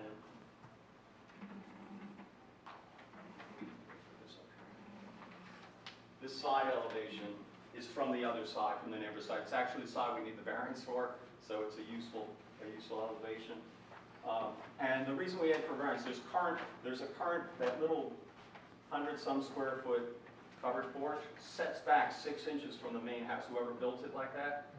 But it's required to be 12 foot in the R10 zone. They're 10.8 to the existing house, so they're about 11 to there. So we're just lining up with that.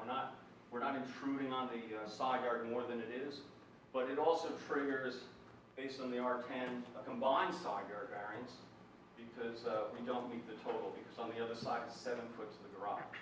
And so we need a minimum side yard for our addition here, and we need a combined side yard for our addition here. We're on the other side, we're not going any further than the existing house, and so we're well past what's required. The variances for the front, we're coming out 3'4", and so it's 26.6, and then 23.2 to the open covered porch, where 30 feet is required. So we're asking for those variances. There was something in Krista's letter, there was a little numbers thing where she was mentioning 13.63 or 1,363 square feet, and I talked to her about it. And it was just a confusion. I put 13.63% for the existing building coverage, not 1,363 square foot, and it was just a misreading. So we're okay, we're all on the same page with that. Okay. And then the other variance we need is for floor area ratio, where we're asking for 32.9, which once again, because we're in the R10, it's supposed to be 25%, and we're going to be obviously over that. If we're in the R6, we would be under. So. To steal Andy's favorite question, can the lot accommodate the addition as proposed? I think so, because if you look at the house, there's this it's like U-shaped in the back, and so this is out almost 10 feet. We're coming out another 8, 9. We're coming a little past the back garage, but basically we were filling in this where there's an existing patio, and so we're not violating rear yard at all. We're not over on lot coverage. So in terms of the actual impact on the neighborhood, I think the addition in the back will fit right in. Excellent. Let's offer our engineer then an opportunity to ask questions. Yes. Is there anything else further you'd like to add, though, at this point? One other thing, and I was talking to, I think, Chris, the engineer, and you can clarify in your memo, we went to Bill Hollows for engineering, and he came back and he's not recommending any mitigation techniques. There's a drain in the back, because they're under 300 square feet, a new footprint because of the patio. And so I brought a copy of that the engineering department has read, and where he makes his note. So, but basically, we're not proposing any new mitigation because our engineer feels that there's no need because of the size of things. Okay. Could you talk about where that is going to be draining to, though? I know you're not proposing any mitigation, but the plan shows, the engineering plan shows that there's drains that are going to be relocated. I'm not exactly sure where they're going to. Well, so if you look at the lot, it's a relatively gentle slope from the back to the rear, but at the very back it gets very compact. There's a 2-foot drop off and a few feet in the back. So we're talking about possibly building a new wall to step it in to make the grading not be so sloped onto their property. But the drains will remain. I mean, we're going to keep the drains and such.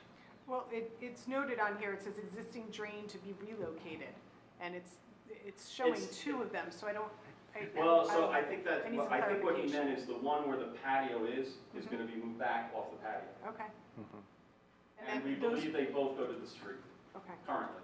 And I believe previous owners put them in, correct? No, I think we put that in, yeah. So is there one on the side of the house too? There is one on the side of the house, it's above the 11. And those are collecting, you're also collecting some of your roof drain, right? Some of the downspouts Currently, going to there's, them? no, I think it's just for the lawn drainage because It of the is. slope from the neighbor behind them. Yeah, And so it's specifically to pick up lawn drainage. okay. So we'll just drain to grade conceivably. I mean, it still slopes back, so I wasn't gonna necessarily run those to the inlet for the new, because the actual increase is not even requiring, engineering. So you're just relocating it because you have an improvement that you're putting in that area, and now you need to. I didn't want to eliminate it, yeah, or the engineer didn't feel that. We wanted to keep it because even with the wall, there may still be these issues with water coming from the back. Okay, all right. Is your patio in the back will be at grade then, right? There's. Yeah, it is now, Okay, so, it'll yeah. just be extending out, okay. Are you putting in a generator anywhere at all? No. Okay.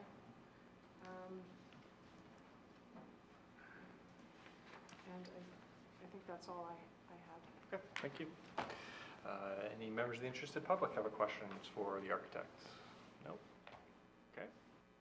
Board members? Yep. Yeah, I just have one, and if you mentioned this while I was looking something up, I apologize. Chris Anderson has a comment about roof pitch, and I wasn't sure what to make of that. Did you see that comment? Or? I did, and I received Chris's comments last week, and it's the first time I've run across that rule in the work I've done in Summit. So it was a new one on me. We emailed back and forth, and so to be honest with you, if I take the rule on it, I was trying to find out, because the equal roof pitch, if it's actually equal, like a neighbor down the street added a big addition in the back, or big addition. They did the same kind of thing with the two roofs, right? With this, and I haven't talked to them. I don't know if this was the logic of things, but because they made the back roof pitch on their addition on the one side, I guess equal to the house, you see it from the street, which to me is really ugly. So you don't like to see. So I was asking Krista, is the rule mean on this kind of thing where our wall is low and our house isn't super deep, what does that mean for two-story additions in the back? I was trying to, right, so are you supposed to rebuild the whole roof to get higher? You can't match, like on our back, if I did this roof that just split like this, well, it's gonna be way below the existing roof pitch, and it's ugly. I mean, it's just this boxy thing on the back of the Sorry, house. Mr. Leonard, are you requesting a variance for this condition? She didn't identify it as a variance, but if it would be required, yes. Okay. Yeah, because I wasn't sure, it's not Is like it a she variance said they issue? need a variance, but. So if, I thought she just wanted testimony. Yeah. I if didn't- the end result is that the roof pitch is not equal to the primary roof, is that the case? Yeah, I mean, in Okay. terms of equal and matching, I don't even think this one is equal to, I mean, it's closer. So I But to think, be equal, that creates, I mean. I don't think we're asking for that change, we just want to make sure if it's a variance you require, that we Yeah. include. If it is, I definitely want to include it. Okay. Yeah, no. and I think to be safe, we should treat it as a variance, and we'll identify that in the resolution. And we'll discuss it with Krista as well, because I don't think we've seen this one. Yeah, because if you're actually obligating equal as compared to similar or equivalent or something like that, that's a really tough, Right. really boxed into really ugly Okay. things. And we could, assuming the board looks favorably on the application, we would resolve the language together in the resolution, so it's suitable for all involved. Okay. That's for smarter people. That's right. Krista will have the answer. Yes, you will. There you go. Okay. Any other questions from members of the board? I have a question. Is there any square footage in the attic, usable or not, that contributes to the FAR calculation? No, it's under 7 foot. Okay. Yeah, I mean, it's under 7, it doesn't count at all. Okay. And partly because the ceiling is like 9.5 feet, but the walls are, so you don't even get the full footprint of the house in the attic.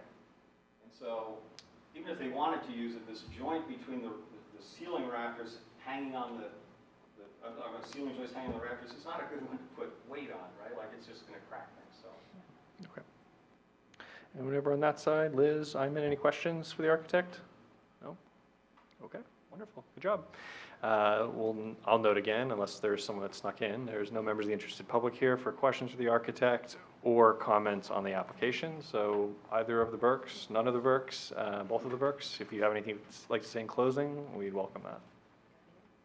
No, I think we're good. Okay, excellent. Very well. Andy, will you remind us of the condition? Just one is compliance with those conditions noted in the board engineer's memorandum. Excellent. Who would like to begin the deliberations? And you're adding the other, Added as a variance. Not a condition, but yes, we are recognizing that additional roof pitch variance. Okay. Who would like to begin the deliberation? Liz, would you do us the honors? Thank you. I was a little concerned about this because it has so many different variances, but then after you probably went through them, it seems like a modest addition and usability for your house, especially for growing family and the office and kitchen. So I would be in favor of this application. anyone care to add to that?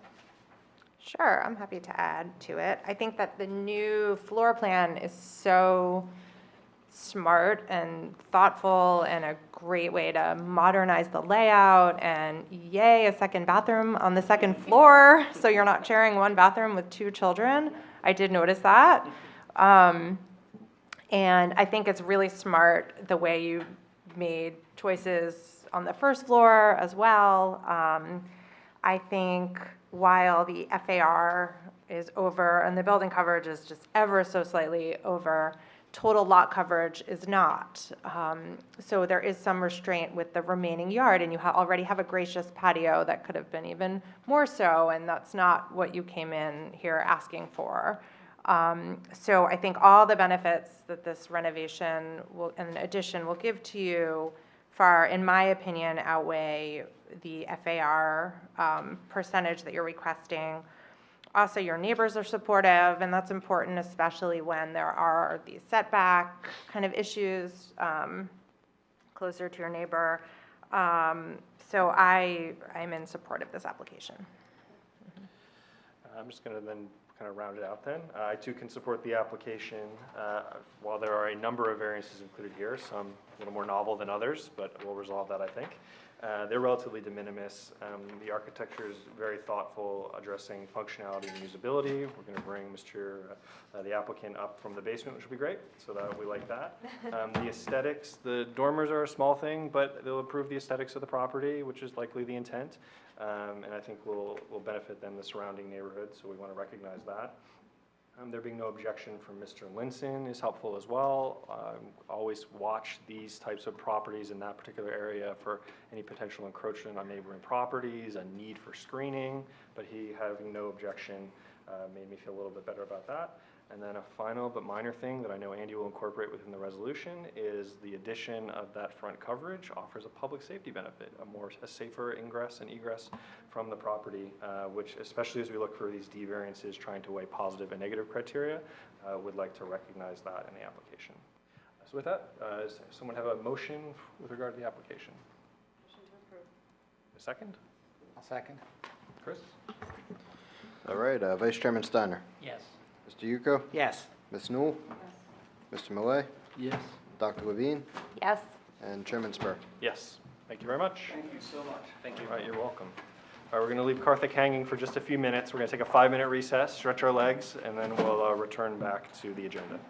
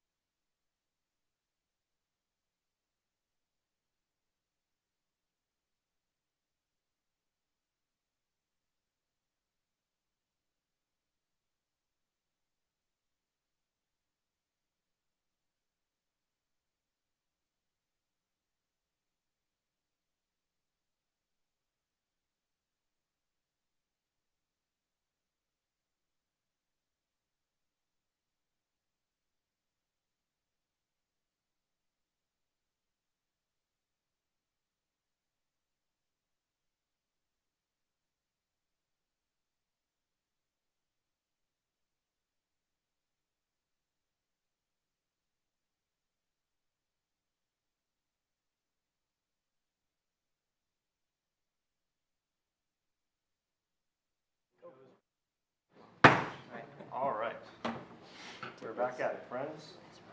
We're at 11th Plain Street, number 4 on the agenda this evening. Our dear friend, Mr. Karthik. How are you, sir? Doing good, how are you doing? Very well. So you have an architect with you this evening? Yes. All right, so then we'll ask you to just briefly introduce the application. Amy's going to swear you in to begin, and off we go. Do you swear affirm that the testimony you're about to give in this matter is the truth, the whole truth, and nothing but the truth? I do. And please state your name and spell your last name. Karthik Jairam, last name is Jayaaram, and address is 11 Plain Street. Thank you. Just a little bit about the application, and then he can do all the detail for you. The story is pretty much going to be like what the last applicant said. We moved to our house in 2015. It's a Cape Cod style house, 2 bedrooms and a bathroom on each floor. And kind of as our family has grown and work has evolved to be more of a hybrid model, we see the need to have more functional spaces within the house. So what we are proposing with the project is to do a second floor addition. So currently it's kind of like replace the current second floor, replace it with a full second story addition, as well as add a mud room and partially finish the basement. That is in a crux what the project is, which triggers the side yard variance requirement, because we plan to build something that's flush with the current structure. I'll answer any questions. If not, I'll pass it over to Alex. Awesome. Are there any members of the interested public for this application? No, just the last straw here. Thank you for your patience. All right, we'll note there are no members of the interested public for this application. Are there any questions from the board for the applicant? Actually, I do have one, because it's not really anything to do with the application, but the zoning officer noticed the spotlights on the front of your house. It was something that we did not install. It was part of the house when we bought it. But I don't think even we know how to turn it on. So it's been there, we've never used it. Would you be amenable to removing them Yes, we as will. part of the application? Yeah, or getting the lights that she refers to that are permitted kind of lights, Yeah, whatever. we will remove Yeah. that. It's part of Okay. the project. All right, excellent. Solving all kinds of problems here. All right, then we're going to move over to the architect. Once Andy captures that condition, he will swear you in. Do you swear affirm that the testimony you're about to give in this matter is the truth, the whole truth, and nothing but the truth? I do. And please state your name and spell your last name. Alexander Rodriguez, Rodriguez. Thank you. And can you briefly describe your background, experience, and 3 boards you've appeared before recently? Sure. I've been licensed since December 2005. I've appeared before this board in January of 2020 was the last time I was here, and I've also appeared before other boards, New Providence, Madison, Chatham. We'll accept your credentials, and then I'll just note on the record, I should have done at the beginning, that Ms. Newell is recused for this application. Okay, you may proceed. Great. Thank you. Thank you so much. So just quickly go through the variances. We need 2 variances. One of them is the side yard setback on the right side of the property. And what we're actually doing, it's an existing non-conforming of 5 feet, and we're just continuing that non-conforming condition straight up on that right side of the property. So existing is 5 feet, and we're just making that continuation for that new second story that we're adding. And in turn, that also relates to the side yard setback. Our existing lot width is 50 feet, which really reduces the side yard percentage. We're allowed 33%. Again, it's an existing non-conforming of 31.6 feet, and we're just maintaining that exact same condition that's already there. So we're going from 31.6 feet to, 31.6% to 31.6% as well. So existing is 31.6 and proposed is 31.6. Side yard setback, existing is 5 feet and proposed is 5 feet. So those are the 2 variances that were required. Again, everything else is in conformance as far as building coverage, lot coverage, and floor area ratio. Just quickly kind of mention what those percentages are. As far as proposed, we are 33.6% as far as lot coverage, whereas 40% is required. Building coverage, we're at 16.8%, which is proposed, whereas 20% is what's required. And floor area ratio, we're at 33.6%, whereas 35% is required. So we're under all those other setbacks that are required. Just elements as far as the house is concerned.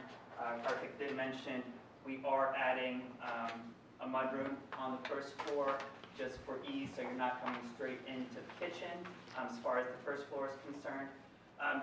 I also want to mention that currently there's an existing deck in the back, which is an existing nonconformance. We're actually removing that deck, and we're adding a landing and a patio, and we're making those in conformance. So we're actually taking an existing nonconformance and we're making it better. So we are taking certain steps to make those existing nonconforming conditions and improving those aspects.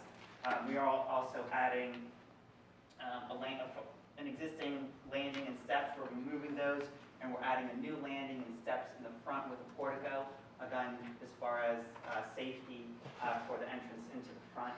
And as far as the second floor, we're removing the whole entire second floor, and we're making the house more functional, adding 4 bedrooms and 2 bathrooms on that second floor. In regards to the front elevations, one of the reasons we wanted to continue to make that side yard setback is we didn't want that offset on that second floor. We felt that that was going to impact our front elevation drastically. So that's why we're asking for the side yard setback, so we can continue that straight line on the right side of the house, and we can have the look that we want as far as the front is concerned. So that's the front yard setback with the portico. We're adding dormers, all new front windows on the front elevation. Side yard elevations. We are adding a few windows on the second floor. And then the rear elevation, master bedroom with some windows towards the back, and the other side yard elevation. So we feel that this is has very little impact to the neighbors. And again, we're just continuing those existing non-conforming conditions that are there. The engineering catches you'd like to call out? I do have a few questions. Could you just clarify whether the existing driveway is changing any configuration? No, the existing configuration will be maintained.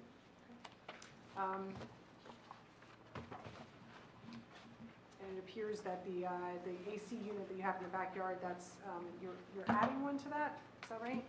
Yes, there will be one more unit added, and both of them are being moved to the rear of the property. Okay. And then the right side of the house is 5 feet off the property line. That's existing. But with going up a level, you're increasing the intensity of that nonconformity. So, you have an access problem to do maintenance up on the gable of that house. You know, to put up a ladder, you really need a 4-to-1 pitch. That requires something greater than 6 feet. So there's not enough room to put up a ladder to get to this second floor on the house. Can you offer some insight onto how you would handle any maintenance to keep that on your property? I think, yeah, I mean, as far as the roof is concerned, I think we would have to, talk to our neighbor and have him allow for us to have that ladder, be on that neighbor and allow us to be able to access that, that peak when it does come time for maintenance. Obviously, we hope to have some type of hardy plank siding. So we hope to minimize any type of maintenance that we would need to have up on that peak. Okay, I would just leave that for the board for consideration. Thank you very much. Questions from members of the board for the architect? Tom, your brow is furrowed? No, I'm Thinking about ladders right now? focusing on her last comment. I hadn't thought about that before. Is that something you think, just in your opinion, is something that we should try to address tonight? Or is that hypothetically they'd have to deal with the diffusion and be their problem? Well, it is something to consider because, there could be, there's always neighbor problems, right? And right now you have a neighbor who may be happy to say, sure, you can go over, onto my property, but what if there's a fence up? What if there's shrubs in the way? At some point in the future, it may have to be something that's you know, you had to put a scaffolding up on the side of the house just to get up and, you know, fix one of the vents that's up there, or some maintenance on windows. You know, even getting up to, you know, maybe do power washing on it or something. You know, 5 feet is close with an intensified use of it. You know, it can become a problem. I just put it out there for your consideration to discuss. I don't know if this is the worst offender I've ever seen of that kind of encroachment, No. but it's something to consider for where you creep right up on the lot line. Yeah, I've never heard it explicitly stated, though, at least I don't think I've heard it explicitly stated in a hearing before. Ladder pitches. Oh, you learn something new every day. Mr. Millay, any questions you have, or? No. No? Didn't we have that recently with the one that was like a foot off a property area where we? Yeah, no, it makes me rethink all the judgments I've made in the past. You know, so I just have a feeling we need to. That one was for a shed, I believe. A shed. Right, but then you couldn't get next to it. Okay. All right, I'm not hearing any further questions. And acknowledging there are no members of the interested public here for the evening to offer questions or comments. Mr. Gyrum, anything you'd like to say in closing? Did you have a neighborhood meeting? Did you talk to neighbors? I did mail out all the Notifications. At our neighborhood meetings. But no, I think thanks for listening to my application. Okay, thank you very much. All right, before we proceed to executive session, Andy, will you just read us through conditions? 2 conditions. First is compliance with those conditions noted in the board engineer's memorandum, and the second is that the applicant will move the existing non-permitted spotlights on the front left corner of the house. Sounds acceptable? Yes. Okay, excellent. Who'd like to begin deliberations? I think it's a minor. Oh, well, let Mr. Leggett. Sorry. I think it's a minor, the impact on the neighbors is minor. I would support this application. I do agree with the engineer's point of view, how to maintain such things, but as long we are living with the existing setback of 5 foot, I wish it could be different, but I think we have to agree with the 5 because of existing conditions. Therefore, I do support this application. Thank you, Mr. Millay. Sorry, Tom, go ahead. No, I just echo some of that. I mean, the side yard variances, as was noted, are existing situations, and they're actually improving things, as Alex noted, by moving that existing non-conforming deck and replacing it with a patio that's in conformance. It's in keeping with the scale of the neighborhood. There's, no coverage or FAR variances needed. The forester was okay with the application. I can support it as well. I would just draw additional attention to the condition to fix the spotlight, which is wonderful. We appreciate that. It was a good catch on Krista's part, probably something you never even thought about, so that was very thorough on her part. Would note, as the architect noted, and is one of my little things I like to press on, the planned portico and the public safety benefit that is offered as a result of that. So look forward to safe ingress and egress of many guests in the future. But otherwise can support the application for the reasons that were noted by my colleagues prior. Do we have a motion regarding the application with conditions as noted? I'll move to approve with the conditions. Second. Okay. Chris? All right, Vice Chairman Steiner. Yes. Mr. Yuko? Yes. Mr. Millay? Yes. Dr. Levine? Yes. Chairman Spur? Yes. All right. Thank you. Thank you, guys. The ever-patient residents of 8 Club Drive, you are called forward. Can we bring Ms. Newell back? Yeah, I'll get her. Thank you. Thank you for your patience.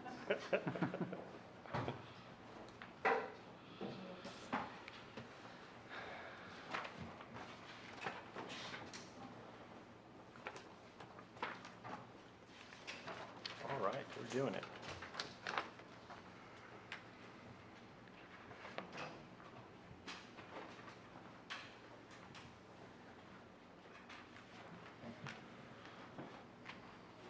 Okay, wonderful.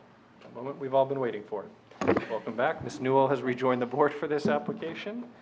So 8 Club Drive, Ms. Howard, we're going to swear you in, and then you're going to just offer a brief introduction to the application. My name is Do you swear affirm the testimony you're about to give in this matter is the truth, the whole truth, and nothing but the truth? Yes, I do. And please state your name and spell your last My name. name is Debbie Rivka Howard, and it's RYVKA-HOWARD.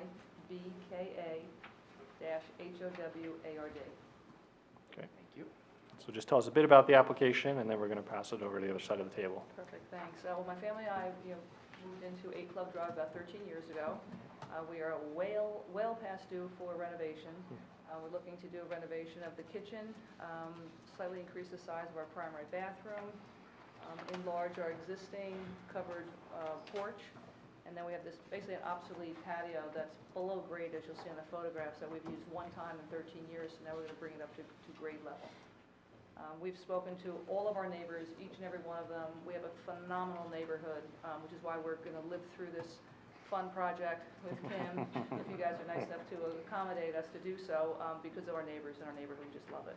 But everyone knows about it, we've walked them through the process, and they all want to be here to cheer us on, but we told them they didn't have to do that. Get to bed early, that's right, that's what you told them. Cool. All right, any questions? I will note there, I assume you're not an independent member of the This is my interested hubby. public? All right, that's your husband then, so I'll just, I'll note for brevity then that there are no members of the interested public here this evening, so no questions as a result. Any questions from members of the board for the applicant? None? Okay, we'll swear in then. Our expert. Do you swear or affirm that the testimony you're about to give in this matter is the truth, the whole truth, and nothing but the truth? I do. And please state your name, spell your last name. Kimberly Tone, T-O-N-E. Thank you, and I know you've appeared before us a number of times. Any changes to your credentials since the last time? No change. All right. I imagine the board would like to accept you once again. We will, you may begin. All right. Thank you. This is a photo board marked as A1, correct? Yep. Okay. So I'll start with this and basically go through the small pieces of the project. There's most of the variances that we're talking about tonight are probably in the rear yard and the regular shape of the lot. There is a small porch. This is the right side of the house. There's a small porch here, which is located on the far right side here, that we will be filling in to enlarge the kitchen into that area. We'll be removing the stairs from this area. At the back of the house, on this right side of the house, there's an existing carport on the first floor, or on the basement level, and a covered porch on the first floor level. We're looking to, the retaining wall that's at the back of this is deteriorating, and the porch needs to be rebuilt, so we're looking to enlarge that a little bit. We are also, if you look at the back corner of the property, this photo down here, there's a small recess where the roof line stops a little short.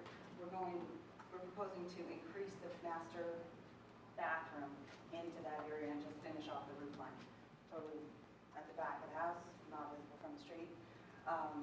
So, do you have any questions about the images? No.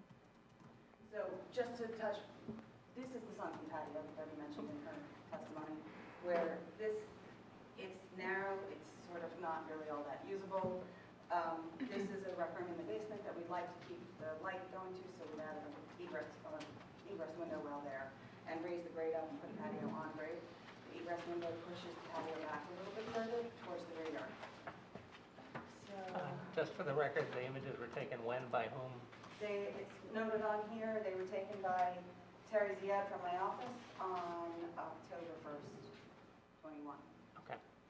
Nearly, okay. There's no significant changes to the property since then. None. So this is the same sheet that you have in your package, and essentially, this tells you most of the story. The club drive here, this line right here that goes through the property is the building setback for the rear yard. So most of the house is in the rear yard setback. That actually also helps us with the side yard setback condition, another side yard compliance condition, where the lot width is taken up the widest part of the lot, or almost widest part of the lot, and our side yard setback numbers are taken back here where the lot is tapering on this side as well. So the side yard combined is required to be 51 feet, give or take 35%. The existing from this side setback to this corner here is 47.8. We're not making that any worse. We are filling in this corner and extending the back line here, and this is set back further than this, so that doesn't come into play with the variance. So side yard combined is a variance that Chris added, which we didn't originally submit, so it's really an existing condition. The rear yard setback has a few pieces to it. The existing closest point of the property right now is this corner of the house here, which is at 25.8 from here to the rear yard. And as I said, this is the 45-foot line. So we're bringing that to 21.8 feet here. The patio, there's a discrepancy in our zoning chart. This says 17.8 and the site plan says 17.44. 17.44 is the number. So the corner of the patio here is set back 17.44 from the rear property line, and this covered porch is set back 26.5, which is further away than the existing 25.6. So we've tried to stay within this line, but with the exception of the ground floor patio, which got pushed back, as I said, for this window up in the back.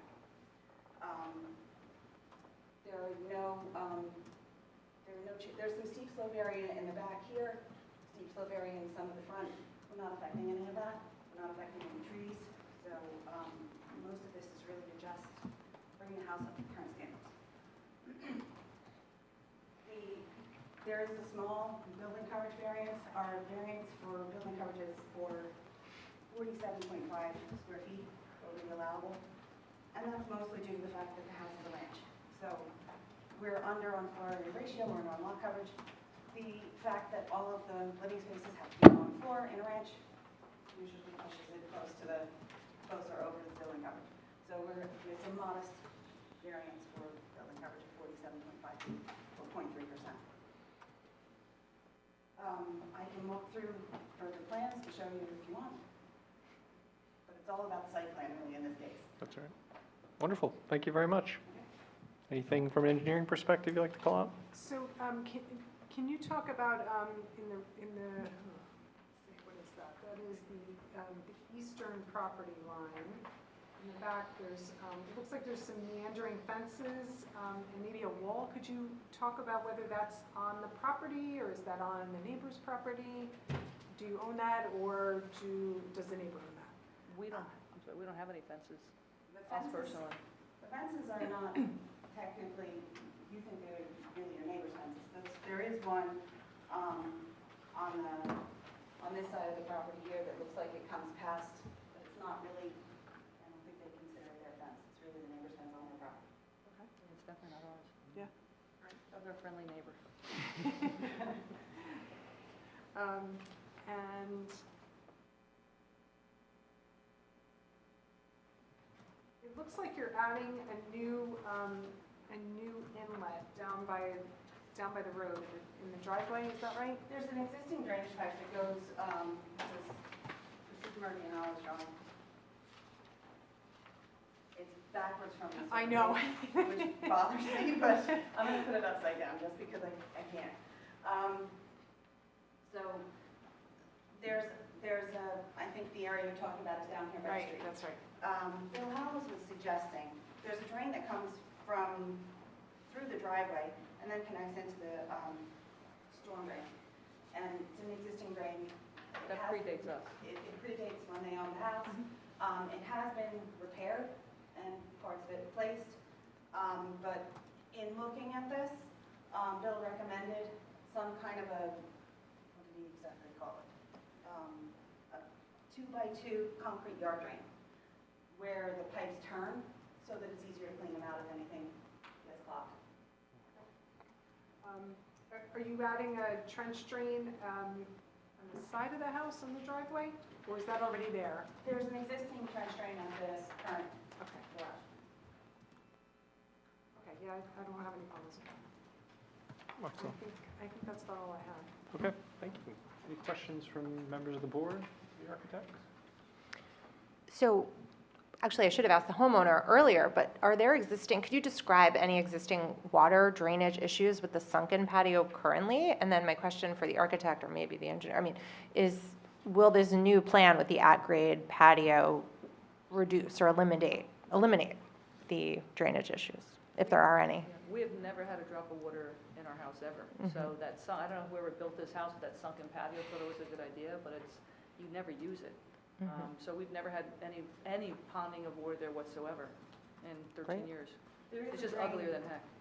Yeah, but there is a drain, yes. There is a current drain at the back of the existing basement level there. I think that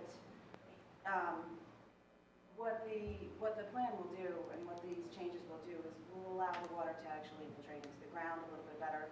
We'll have, footing drains around the back of the property and bring them connected to the existing.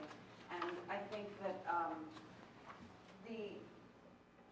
essentially whatever repair work we're doing, the neighbor back here is uphill, so they're getting some water, but it's actually being handled. So it will continue to be handled. Thank you. Any other questions? Liz? We're getting rid of the carport, that's Getting rid of the carport and making a garage. for storage. Okay, any other comments from the board? We're a small group tonight. All right, wonderful. And again, recognizing there are no members of the interested public here, anything you'd like to offer in closing? No, I just thrilled to hopefully get this project started with Kim. Okay. Looking forward to it. It's been a long time coming. Wonderful. Andy, what's our condition? Just the usual one, compliance with those conditions noted in the board engineer's memorandum. Okay, who would like to begin deliberations?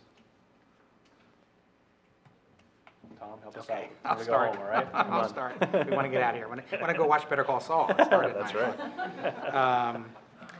o'clock. And I'm very distracted by not missing that show tonight, so let me gather myself here.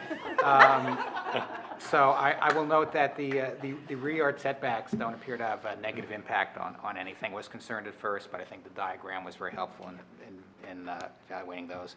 The building coverage variance is small. Side yard percentage is no change.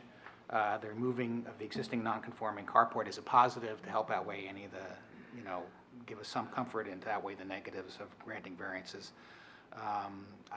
Getting rid of that sunken, I don't know what the right word for it is, but getting rid of it is a good idea. So I'm in favor of this application. Cool. Maybe just to reflect the board's sentiments, I too could support the application this evening, noting, though minor, there are a number of stormwater management improvements that are worth recognizing. Making pipes easier to clean is something that's not worth passing over.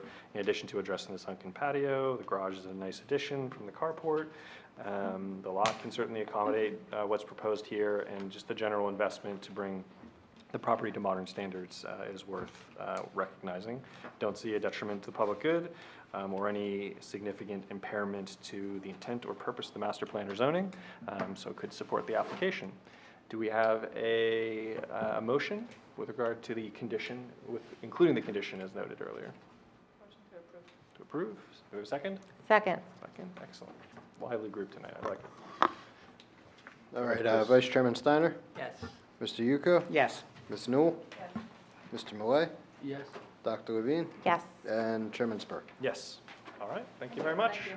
Good luck. Applicants may run. We have a little bit of homework to do real quick here.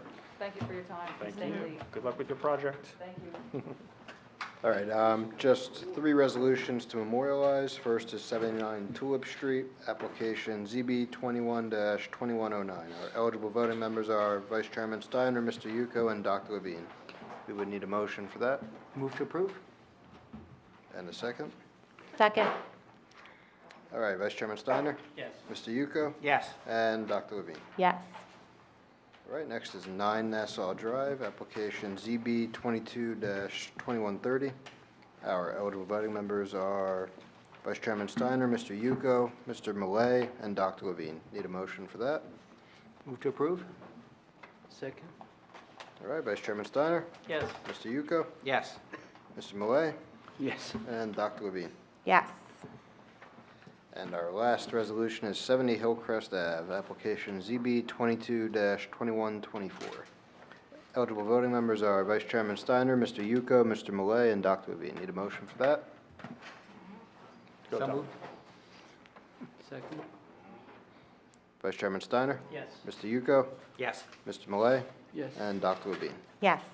All right. Excellent. And there are no minutes to approve? Nope. So we will see each other again Wednesday, September 7th. Enjoy your summer break. Summer break.